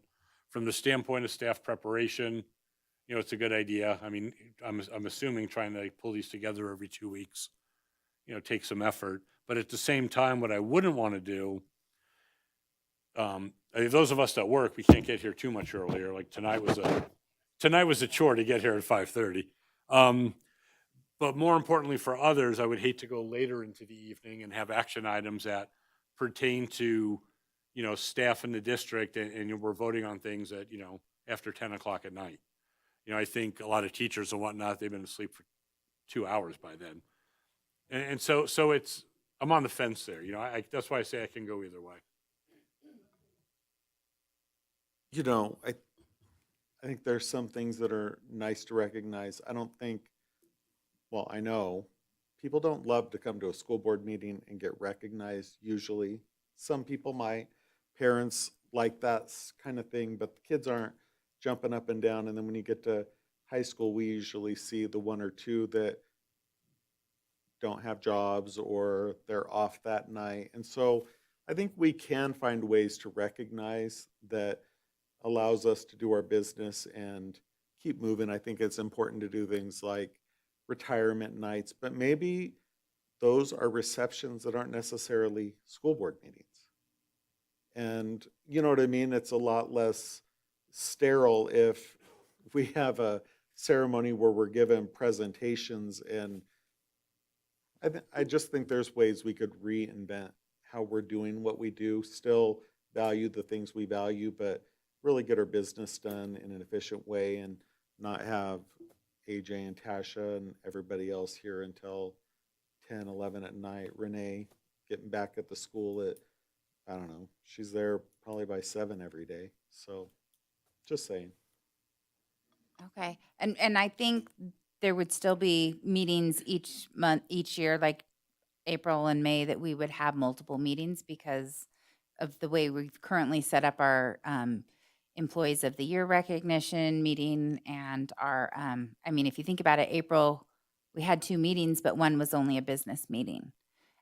So we are able to do our business in one meeting, even if we hold 2 meetings sometimes in a month. So did you, go ahead. What I would suggest then is maybe, AJ, if you can look at a calendar and what it would look like moving forward. What months would we have 2, on things that we need to do? What months would we have 1, because I think right now we're torn. It's kind of like nobody is, it's torn up here because there's that hypothetical out there. Well, we could have 1 this month. We could be more efficient. We could be doing 2 this month. Is there any way that you can look at what the past would, what months could there only be 1? July, August, September possibly. These are the months that look 2 because this is what we have to have on the agendas. Recognition, is there a possibility, because I do like that idea of doing more of a reception than doing this, here. But I do think, though, I disagree. I do think that the students like FBLA, this speech and debate, I do think they like to come here and get recognized and be able to, tout themselves a little bit of what they accomplished. But I think that would be a little bit, draw us a picture, I guess, Sure. is what I'm saying. Yeah, I can try. And I guess just to start, I would offer that. So the examples I would use, Lyon and Elko County School Districts are both larger than us. Lyon has over 9,000 kids. I think Elko now is pushing over 10,000 kids. And within their board, they have 1 board meeting a month, just like all the other rural districts in the state. So in that regard, they've figured something out to try to make that work. In terms of the calendar, I would say that, and I'll just start with January. So thinking of January, and you have your board organization meeting, right? That potentially could be a month where you may need a second meeting. That board organization takes some time, but that potentially, if you had a longer meeting for that January, you probably could make it work. February, March, I think you could get by with 1, given what is generally coming up that time of year. April, the second meeting is always dedicated to the staff recognition, and so that I don't get the feeling that you want to get away from that, but I don't know that it necessarily needs to be a board meeting. It could just be a recognition event or something like that.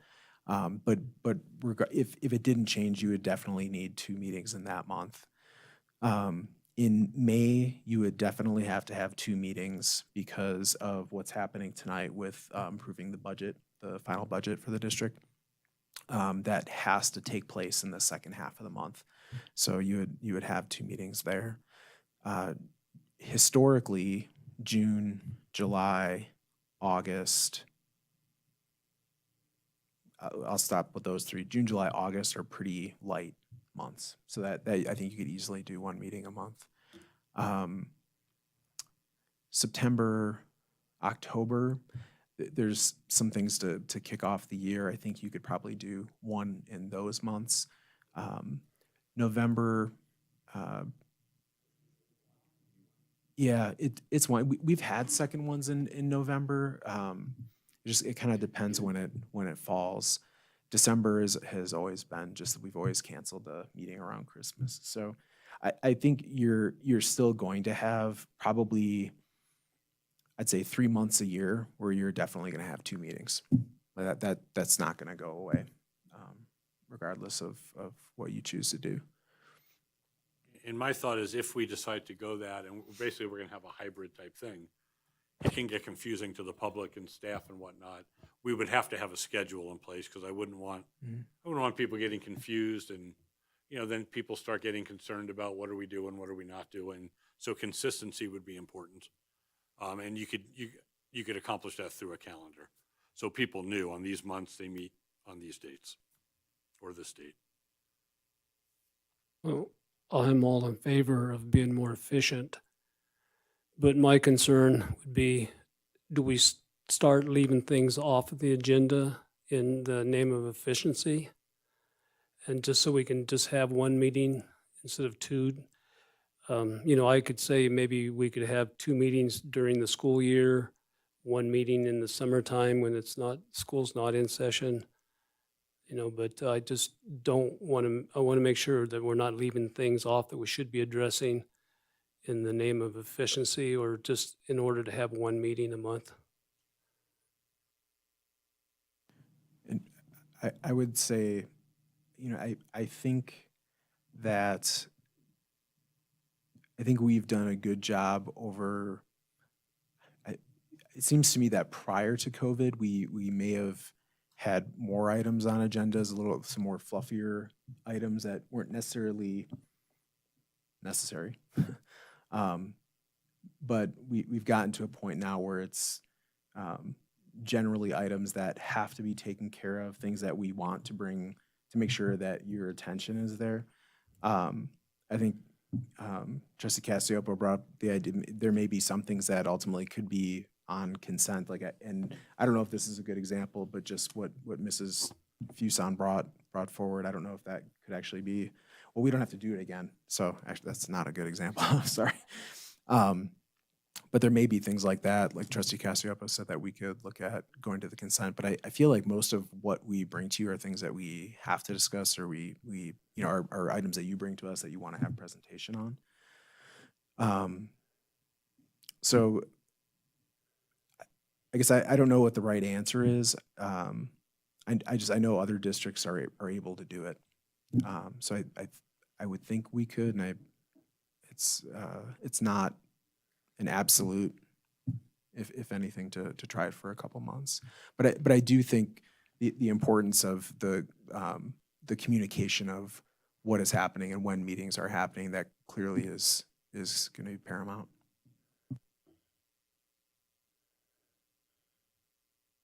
So if I can add Go another ahead. comment. So based on what you just mentioned, that other districts are being able to do this with, once a month meetings, I feel that we could certainly try it. And like President Crossman said, we could try it for the next, for the rest of the year. And if it doesn't work out, then we'll go back to our twice a month meetings.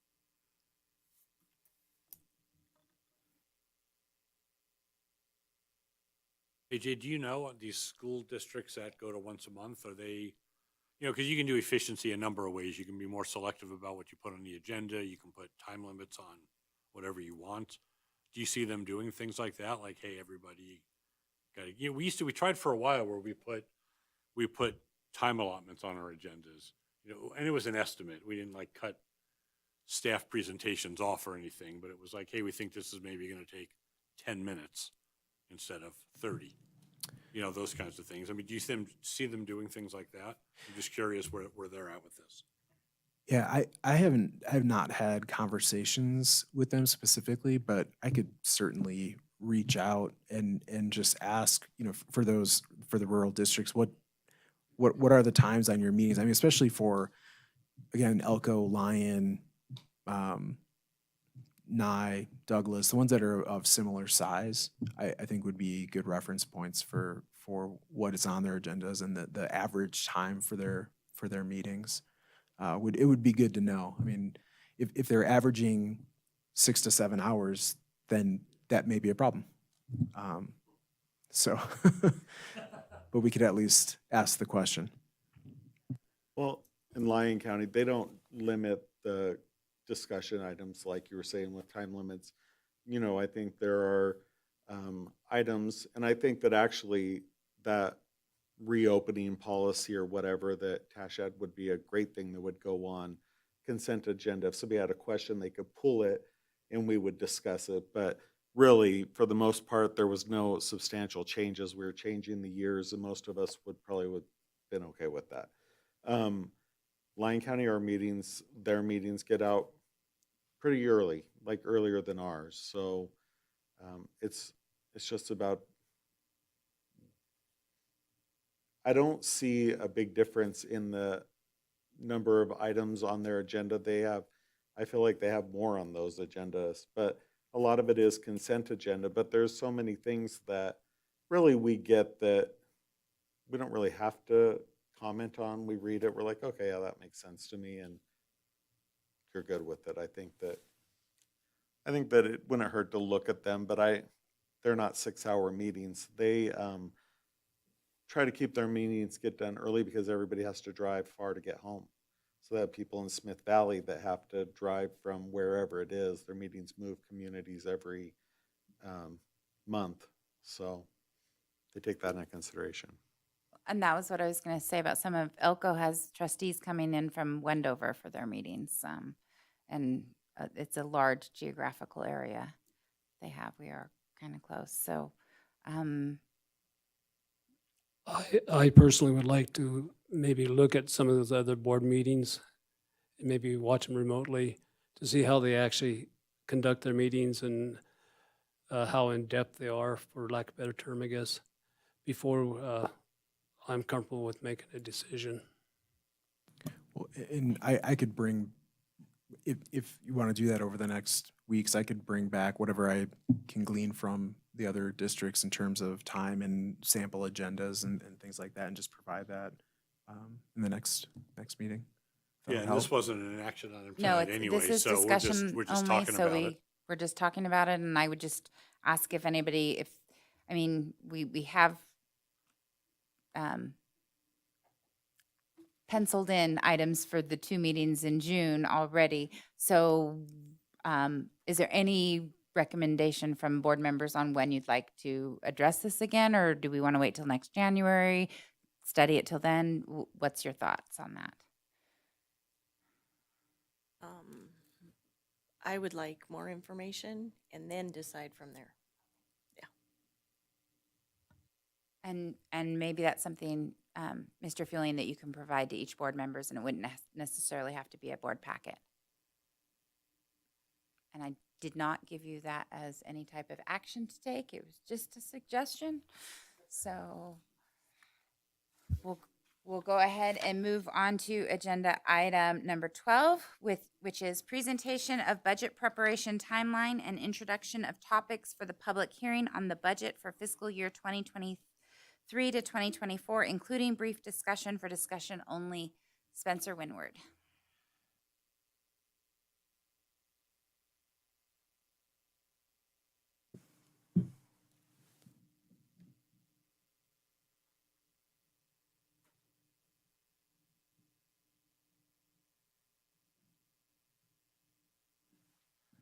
Good evening, Madam President and trustees.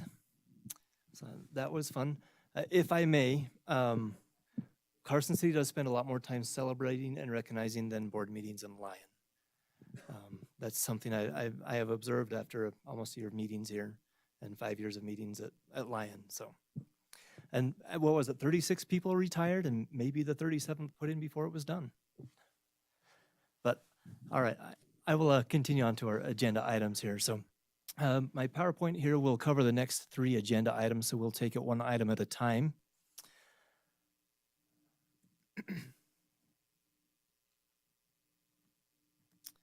What we're going to cover today is just kind of the budget preparation timeline, where we're at in that process, and then capital plan consideration. We'll actually look at the budget, the final budget, and then resolution for that budget.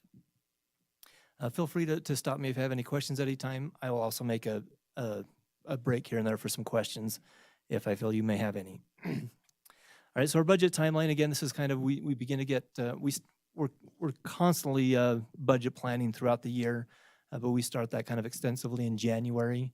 And then we get some revenue projections from taxation. We get preliminary ones in February, then they're finalized a month later.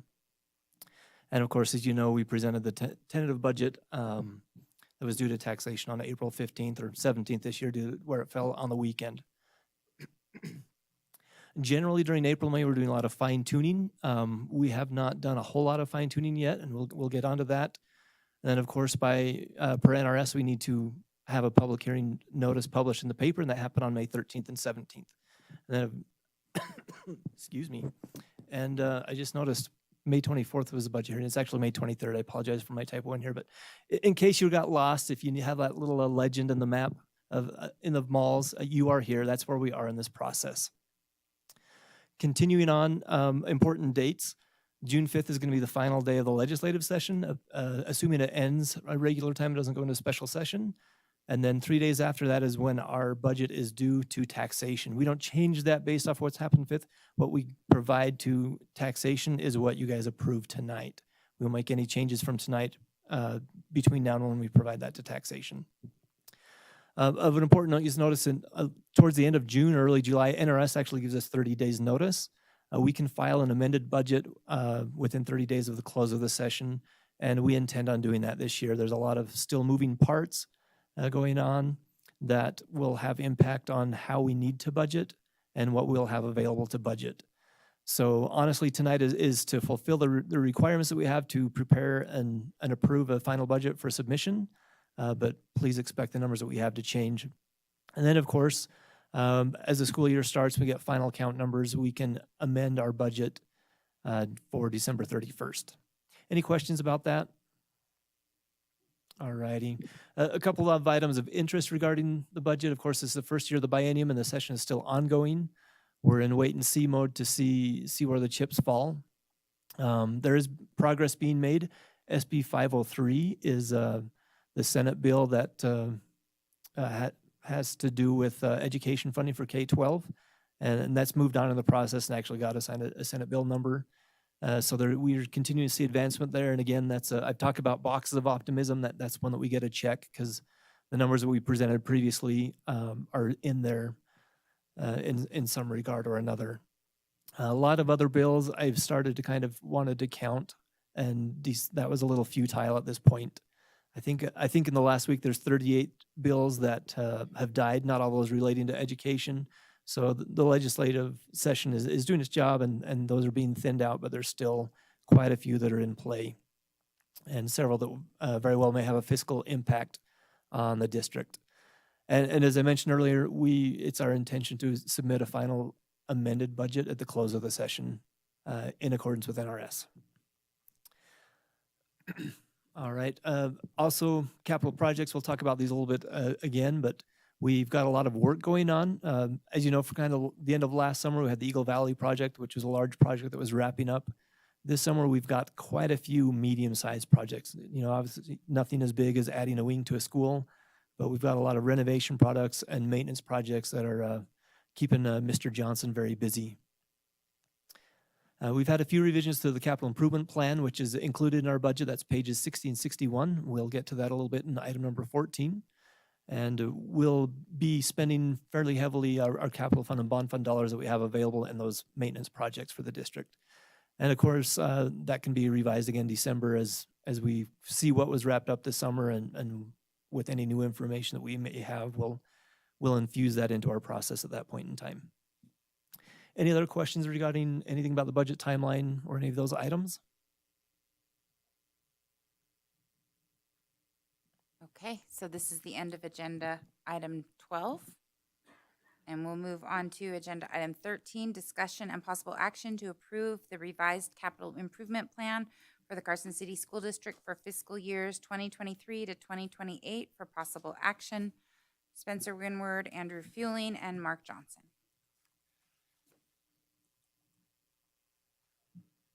All righty, thank you, Madam President. Again, Spencer Winward for the record. So again, pages 60 and 61 of the budget contain our capital improvements plan. In years past, that's been one page. Well, not always, but the last iteration of it was one page. So those several medium-sized projects that we have extended that as we get those kind of all laid out in those 2 pages of the budget. What's contained in that document is the work that's been done by the Facilities Master Plan Committee, and as that's kind of wrapping up and we've determined what projects and the order that they should happen with input from that committee, that will turn into the Bond Oversight Committee, as we go to bond. And of course, that information comes to you as the board to approve. One thing you'll notice on the top of page 61 in the revenue section are pay-as-you-go amounts, which are funds that if we happen to have excess funds beyond what is required in our debt service account, we can transfer that to a capital projects fund. We've updated those numbers based on projections from our bond consultant, Marty Johnson. And if you notice, they are a little bit lower in fiscal years 25 through 28 on that plan, based on the assumption that we would go out to bond at some point in time during the fiscal year 24. And that would take some of that funding that would have it available. Also, if you notice, there's about 3.4 million available in FY24. If we transferred that out, then that would leave us with about 300,000 FY25 that's available. Those are numbers that are fairly common in districts our size, is to have maybe $300,000-$400,000 available, if that. We're very fortunate that our debt service fund is very healthy at this point. And again, the capital improvement plan is a living document. It's something that can be changed. And of course, any changes that we do, we bring to you as board members to approve. But as we get new information, we find out we may have some deficiencies in structural materials and in some of our buildings that need to be addressed sooner than what we anticipated. We can move those projects up and slide others back based on what we need the most of the district at the time. Do you have any questions about projects or anything on the CIP?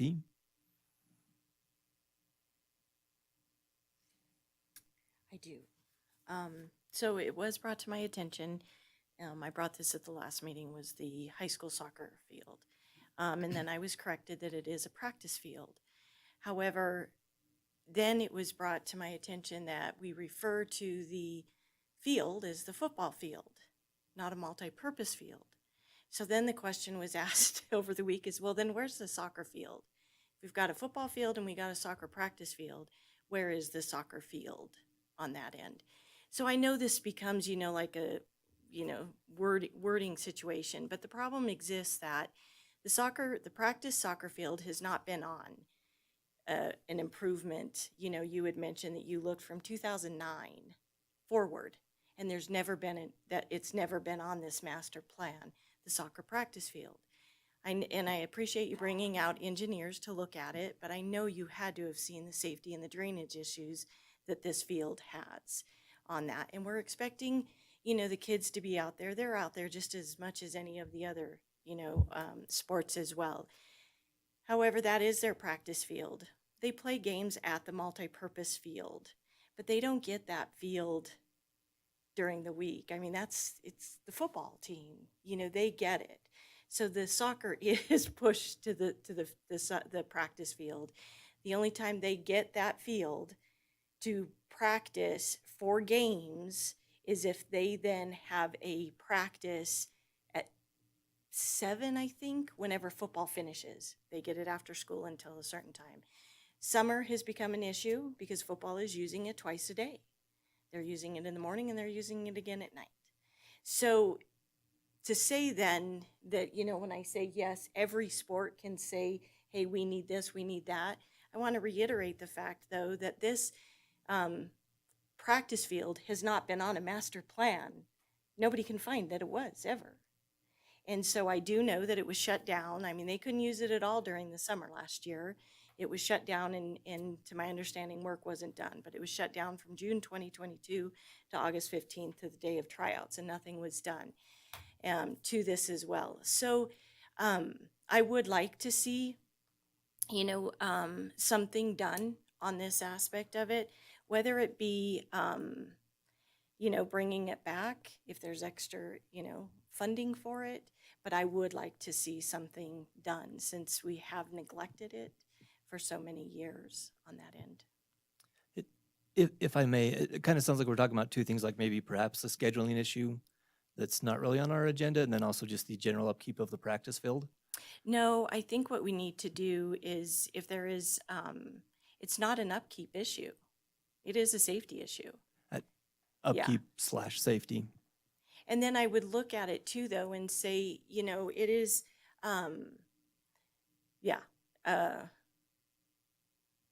if it is a practice field, where do they get to, when do they get the multi-purpose field? to practice at it as well, for games, because that's where they play their games. And they have to schedule that all around the football schedule as well. So, but I look and say, I would like to see it on the master plan, whether or not you can, put it as, I was asked to request a placeholder amount added to it to where stuff can get done with it as well. So I think, I guess first, Mr. Johnson, I don't know if you want to speak to after the last meeting, you've done some. I added that to the facilities master plan. I'm having Lloyd Civil Engineering Sports. They're the ones that did our football field and the ones that are doing the baseball, softball field. They specialize in those things. They're coming out on the 31st to do our mandatory bid walk for the baseball and softball field. And I asked them if they'll come and look at the soccer field and give us a recommendation for that. I appreciate that. Thank you. So they'll give us a recommendation on what needs to be done to bring that field up to requirements for that. Okay, I appreciate that. Thank you. And what I would say too then, so we'll be bringing back the amended budget here at the end of June or beginning of July. And so that's something that we can add. Maybe I don't know if we'll have numbers by then, but at least to have a ballpark idea of what some of that work might be and what the cost would be. And if we don't, we can still put a placeholder in there. Because it's two-phase. It'll be a design, and then that'll have to go out to bid for construction. So when that takes place, you got to do that kind of work during the summer months for us to be able to get that out to bid. Don't know when that can take place. It might, like baseball and softball, we had to wait a whole year to get that done because of weather. Can't do that in December. Can't do that in November because of grass. So we're kind of limited on a little short span during like 4 months, 5 months because of the grass. But I'll get a recommendation come 31st, and he'll get that back to me within like a week. I guess my thought is maybe we just need to really share out some ways that the community can give us that input, because a lot of times what happens is somebody knows a trustee, they bring it up to one of us, and then that's how you kind of hear about it. So maybe now that you've had a year under your belt, it's kind of a way to kind of get out there and engage with the community and say, this is where you come and give us that feedback, so that, because I mean, none of us want a field that isn't operational for these kids. We want them all to have the best. So I think that we just need to make sure that people know where to go so that they could give you that feedback. Sure, and I would offer too, so in this facility master planning process, when Mark is going around to the schools and gathering, the principals like to give ideas of how to improve things and spend money at the sites to improve things. I think you have, but I think truly, I guess I don't know this is true, but that field, I think it's been in rough shape for quite a while, and to the point where it just becomes the norm that it's in that shape, and so it's not necessary. Everyone has learned to kind of work around it and try to figure it out as best they can. So I don't know, in the Carson High discussions, it likely just didn't come up because that's the way it's been. So I'm remembering when we brought up the baseball field, how many years? I'm thinking it was like 2 or 3 decades that infield wasn't. Do you remember how long? Okay, it's been 50 years for the infield of the baseball field. So maybe this is something to make sure we include on our district-wide tenant improvements or district-wide maintenance, is maintaining the fields. And they are astonishingly expensive. One of the NASB trainings that Stacy and I went to was on turf for the football field. And we were looking at the coconut husks, and we were looking at this, and the multi-purpose field, I apologize. But when you got to the price tag part of it, it's like, oh my gosh, how do you keep these up? And so I think that that's another thing that really those kinds of trainings that we get through NASB, when we're able to attend them, they open our eyes to just how hard it is to really maintain and how expensive it is to keep up on that, because our reality fiscally for years and years has been, we don't have a lot of money. And so you're picking and choosing. And so hopefully the legislature truly will start investing better in our campuses and giving money for capital improvement so that safety and these concerns can be addressed adequately. And I'm thinking, you know, I mean, over the last decade, we've been focused on single point entries. We've been focused on managing growth of overflowing campuses and how to accommodate that. So it's good to have a reminder to keep track of these other parts of our facilities that students use all the time. So keep in mind, well, with a live grass field is our maintenance folks can be out there and take care of little things here and there. And those aren't going to show up in our facilities master plan. Doesn't mean that we shouldn't put a placeholder in there and they need to be reviewed for safety from time to time. But those things are going to happen and they're not really going to show up anywhere as far as we just spent $1,100 on repairing a section of the grass on the practice field or some of our other grounds. So those kinds of things will always be happening. And we're always looking at ways, particularly in ways that we can beautify and improve the Carson High campus right now, and making some operational changes to hopefully bring that up to what we'd like to see it as a community. Any further questions or information required?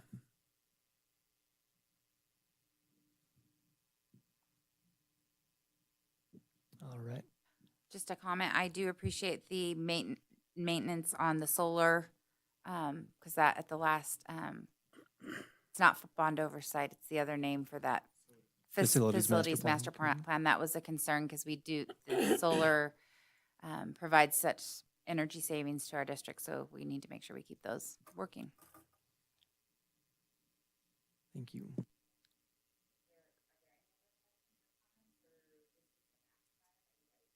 Turned off my mic. Sorry, I meant to turn it back on. I turned it off. If there are any other questions or comments, this is an action item, so I would entertain a motion. I'll make the motion. I move that the Carson City School District Board of Trustees approve the revised capital improvement plan and the opening balance fund 300 capital projects for fiscal years 2023 through 2028.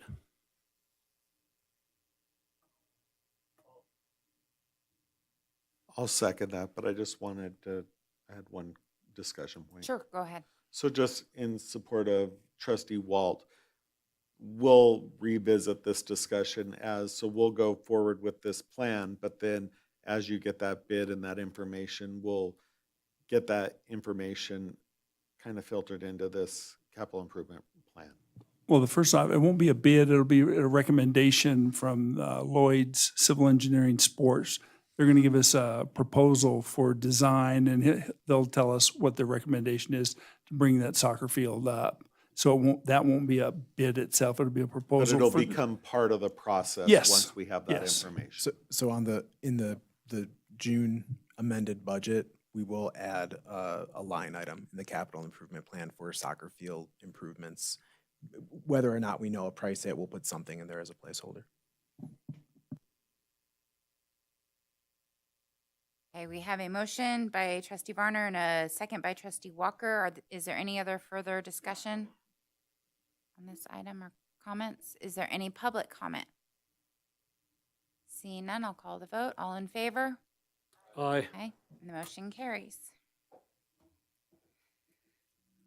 Move on to agenda item 14, which is discussion and possible action on the final budget, including adjustments to the tentative budget for the Carson City School District for fiscal year 2023 to 2024, including adoption of a resolution approving the final budget and transmittal letter for possible action. Spencer Winward. Thank you, Madam President. Again, this is our chance to present to you the final budget, which has been provided there in your packet. As you may have noticed, there's not a lot of change from our tentative budget to this, and that would just kind of be an exercise in futility with the information that we are waiting from pending legislative outcomes. So I've prepared just kind of just a quick summary of the funds that are contained in our budget and the ones that have no change to them. I really feel that we wouldn't need to spend a lot of time on those, but I welcome any questions you may have regarding any funds or anything you see on the budget. But again, within about a month or so, we'll be doing this again, and we'll have some live data that will be more pertinent to all of you and the public here. So you can see our general funds, our 3 new PCFP funds, adult and prison ed, which are 2 separate funds, summer school, which currently has nothing in it because Esther is covering that, and our grants fund, which are state, federal, our gifts, and local funds, all have no change. They are exactly what we presented as the tentative budget. Moving to the next slide, our alternative compensation fund, no change. Special education and Medicaid, no change to those 2 funds, as well as no change to nutrition services. Our bond and building sites funds are changed. Those are reflected to update the CIP that we just approved at the previous item. So those do reflect the changes there. And again, just because we had changes, that doesn't mean we cannot make changes when we present an amended final budget. Debt service, no change, and no change to our internal service funds. So that is probably about the shortest summary of a budget, but I welcome any questions you have. AJ, this might be more for you. I know that earlier this week there was discussion that the governor is threatening to veto the funding bills and whatnot. Do we have any further information on that? Where are we standing right now? So the BDR that had the education budget in it came out yesterday. And then that now became a Senate bill this morning that had a hearing. And it's interesting, in the legislative session for the first 3 months, it seems like everyone it's just happy as a clam and they all love each other and everyone's getting along, kumbaya. And then now as it gets to be crunch time, you start seeing the political divisions really ramping up. So that bill in the Senate Finance Committee, I think it moved out of Senate Finance today, but there was a clear division between Democrats and Republicans, and part of that is the governor wants some of his priorities and potentially some set aside for early literacy and set aside for teacher pipeline, and that doesn't exist in that bill the way it's created right now. So I think, I would hope, cooler heads prevail and they will find their way to make the governor happy, and we certainly don't want him gutting the budget as it currently stands and the benefit that it would bring to schools across Nevada. But I think it's a little early to tell. Realistically, I think that the numbers we're seeing are likely to be relatively close to the numbers that we end with. It will be interesting to see if they do carve out some categorical funds. And if you weren't aware of this, so back in 2015, 2017, there were like 50 categorical grants. It was pretty crazy to manage that. And now with the new funding, they all put it into one pot, but there seems to be a desire to try to create some categoricals again. So we'll see where that ends up. Have they mentioned anything about the competitive grant funding for the because we used to have to apply for competitive grants to do that. Yeah, I hope that doesn't come back because no, we had a bad experience with that with Read by 3, if you remember, Yeah, back in I do recall. 2017, I think, or 2018. No, I certainly hope that is not it. I hope it's a block grant, but we'll wait to see how that ends up. Okay. Do we have any other questions or comments? Go ahead. First, I'd like to thank you for your time. Budget 101 was extremely informative, so I do thank you both for your time, and I appreciate that. However, I was in a meeting this last week, and it may be in here, and I'm not quite sure where to find it, but I was told, and I forget what you told me, the nutrition program. So the free and reduced lunch, you know how all of the kids can get, is that ending in 2023? I think I just read something that this session is considering whether or not to extend it into next school year. I think the estimated cost for the whole state is $43 million. I'm remembering that, but I read it really quickly today, so I'm not sure. But I think that's something the legislature needs to decide if they're going to continue that for another school year. I didn't see the increase that it would take for us, and we haven't discussed whether or not that changed what it was going to look like. So For FY24, it already has been determined that each kid will have the universal free lunch. That's coming from the state ESSER funds, so they have committed funds for that to continue it. So this year, when it's all said and done, our nutrition fund will look very similar. Our budget will look very similar to how this year will end up, because it'll be not much change. Our nutrition folks are always trying to increase usership and then, work on menus and make it more appealing and get kids Right. to use that a little bit more often. But it should be very similar to this year's budget. And that's what I thought. Right. Yeah.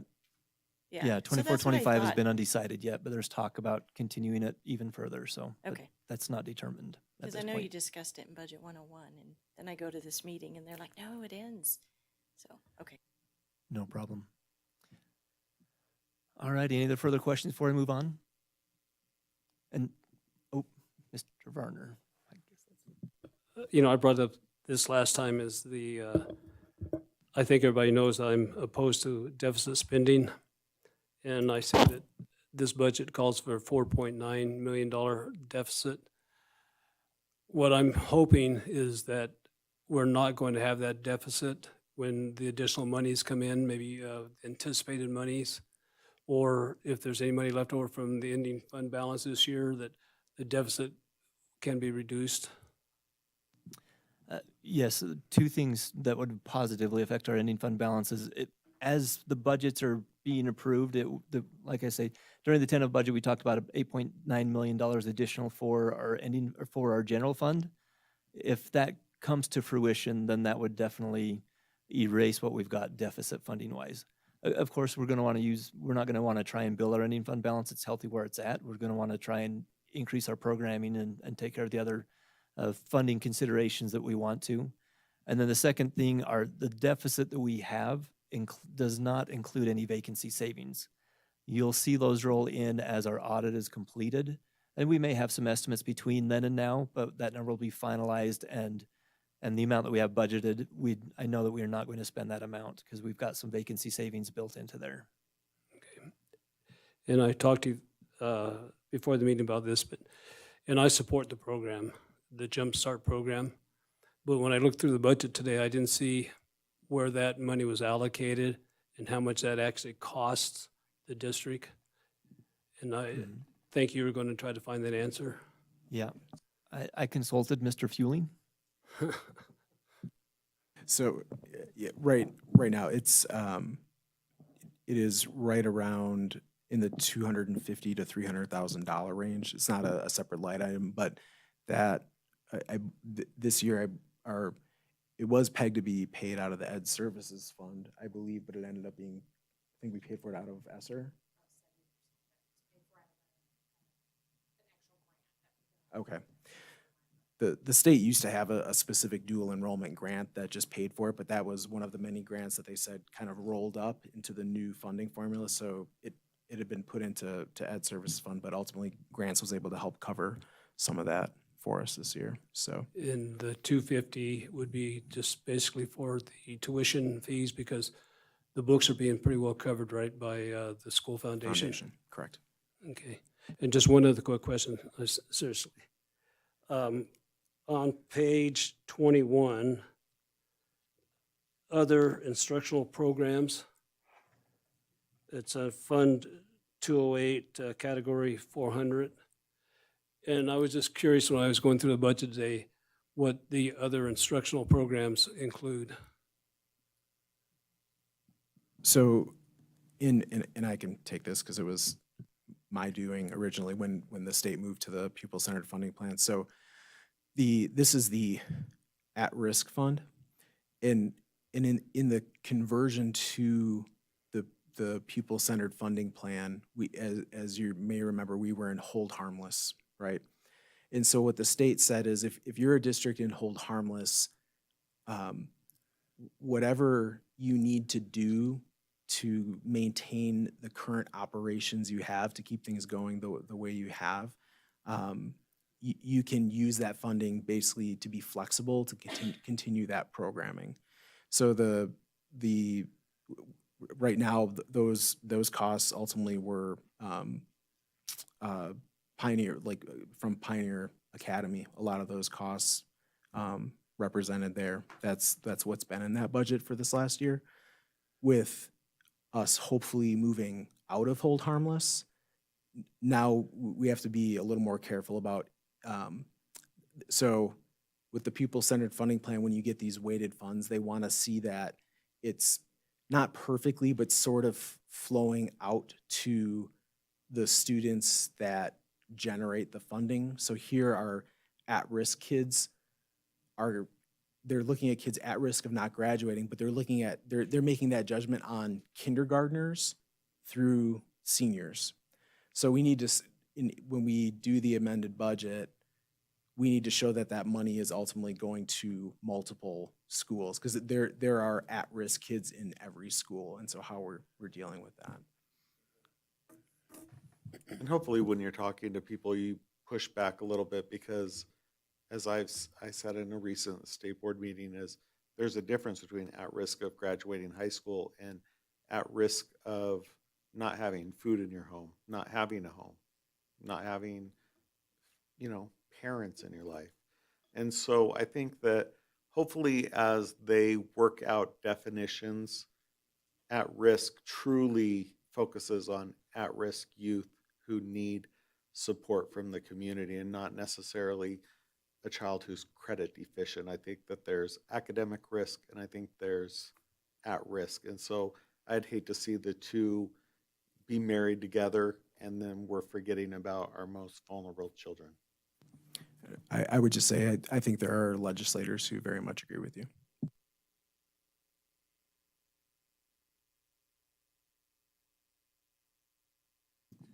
All right, with no further questions, we just kind of just want to bring to your attention a couple things that we will talk about a little bit more in depth as we discuss the budget at our next amendment, and that'll be, we'll kind of talk about enrollment and do some comparison from years past, how our ESSER funds are going to kind of affect the budget overall, and other funds that they affect, and then just some additional analysis of all of our funds and things that will change from where they're currently sitting.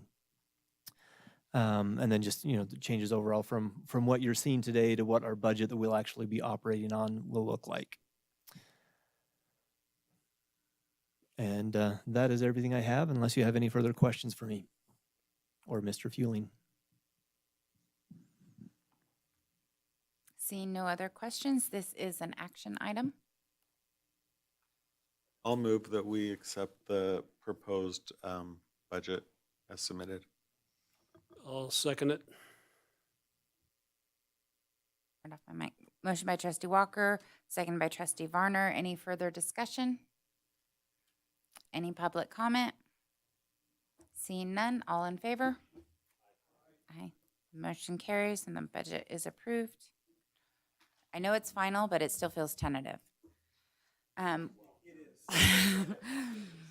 We'll move on to agenda item 15, approval of consent agenda for possible action. Public comment will be taken prior to any action. I move that the Carson City School District Board of Trustees approve the consent agenda as submitted. Second. Okay, motion by trustee Cassiopo, second by trustee Ramirez. Do we have any discussion? Any public comment? Seeing none, all in favor? Aye, and the motion carries. Agenda item 16, informational items for discussion only. No action will be taken. Do we have any comments on the informational or any discussions on the informational items? Seeing none, we will move on to agenda item 17, requests for future agenda topics. I'd like to Go ahead. add, I don't think it has to be an agenda topic, but I would like some discussion to trustee Walt's point on scheduling on the multipurpose field. And the reason I bring that up is when we originally built this, it was a bond item and it was sold as a multipurpose field. And if football's getting the, all the use out of it, I think we want to make sure that it's truly being used as a multipurpose field. And I think just organizing or making sure we all understand the schedule and how everybody who needs to use it fits into it, I think that's a worthwhile discussion. Do we have any other requests for future agenda topics? Seeing none, we'll move on to agenda 18, which is adjournment. So adjourned before 9 still. So have a good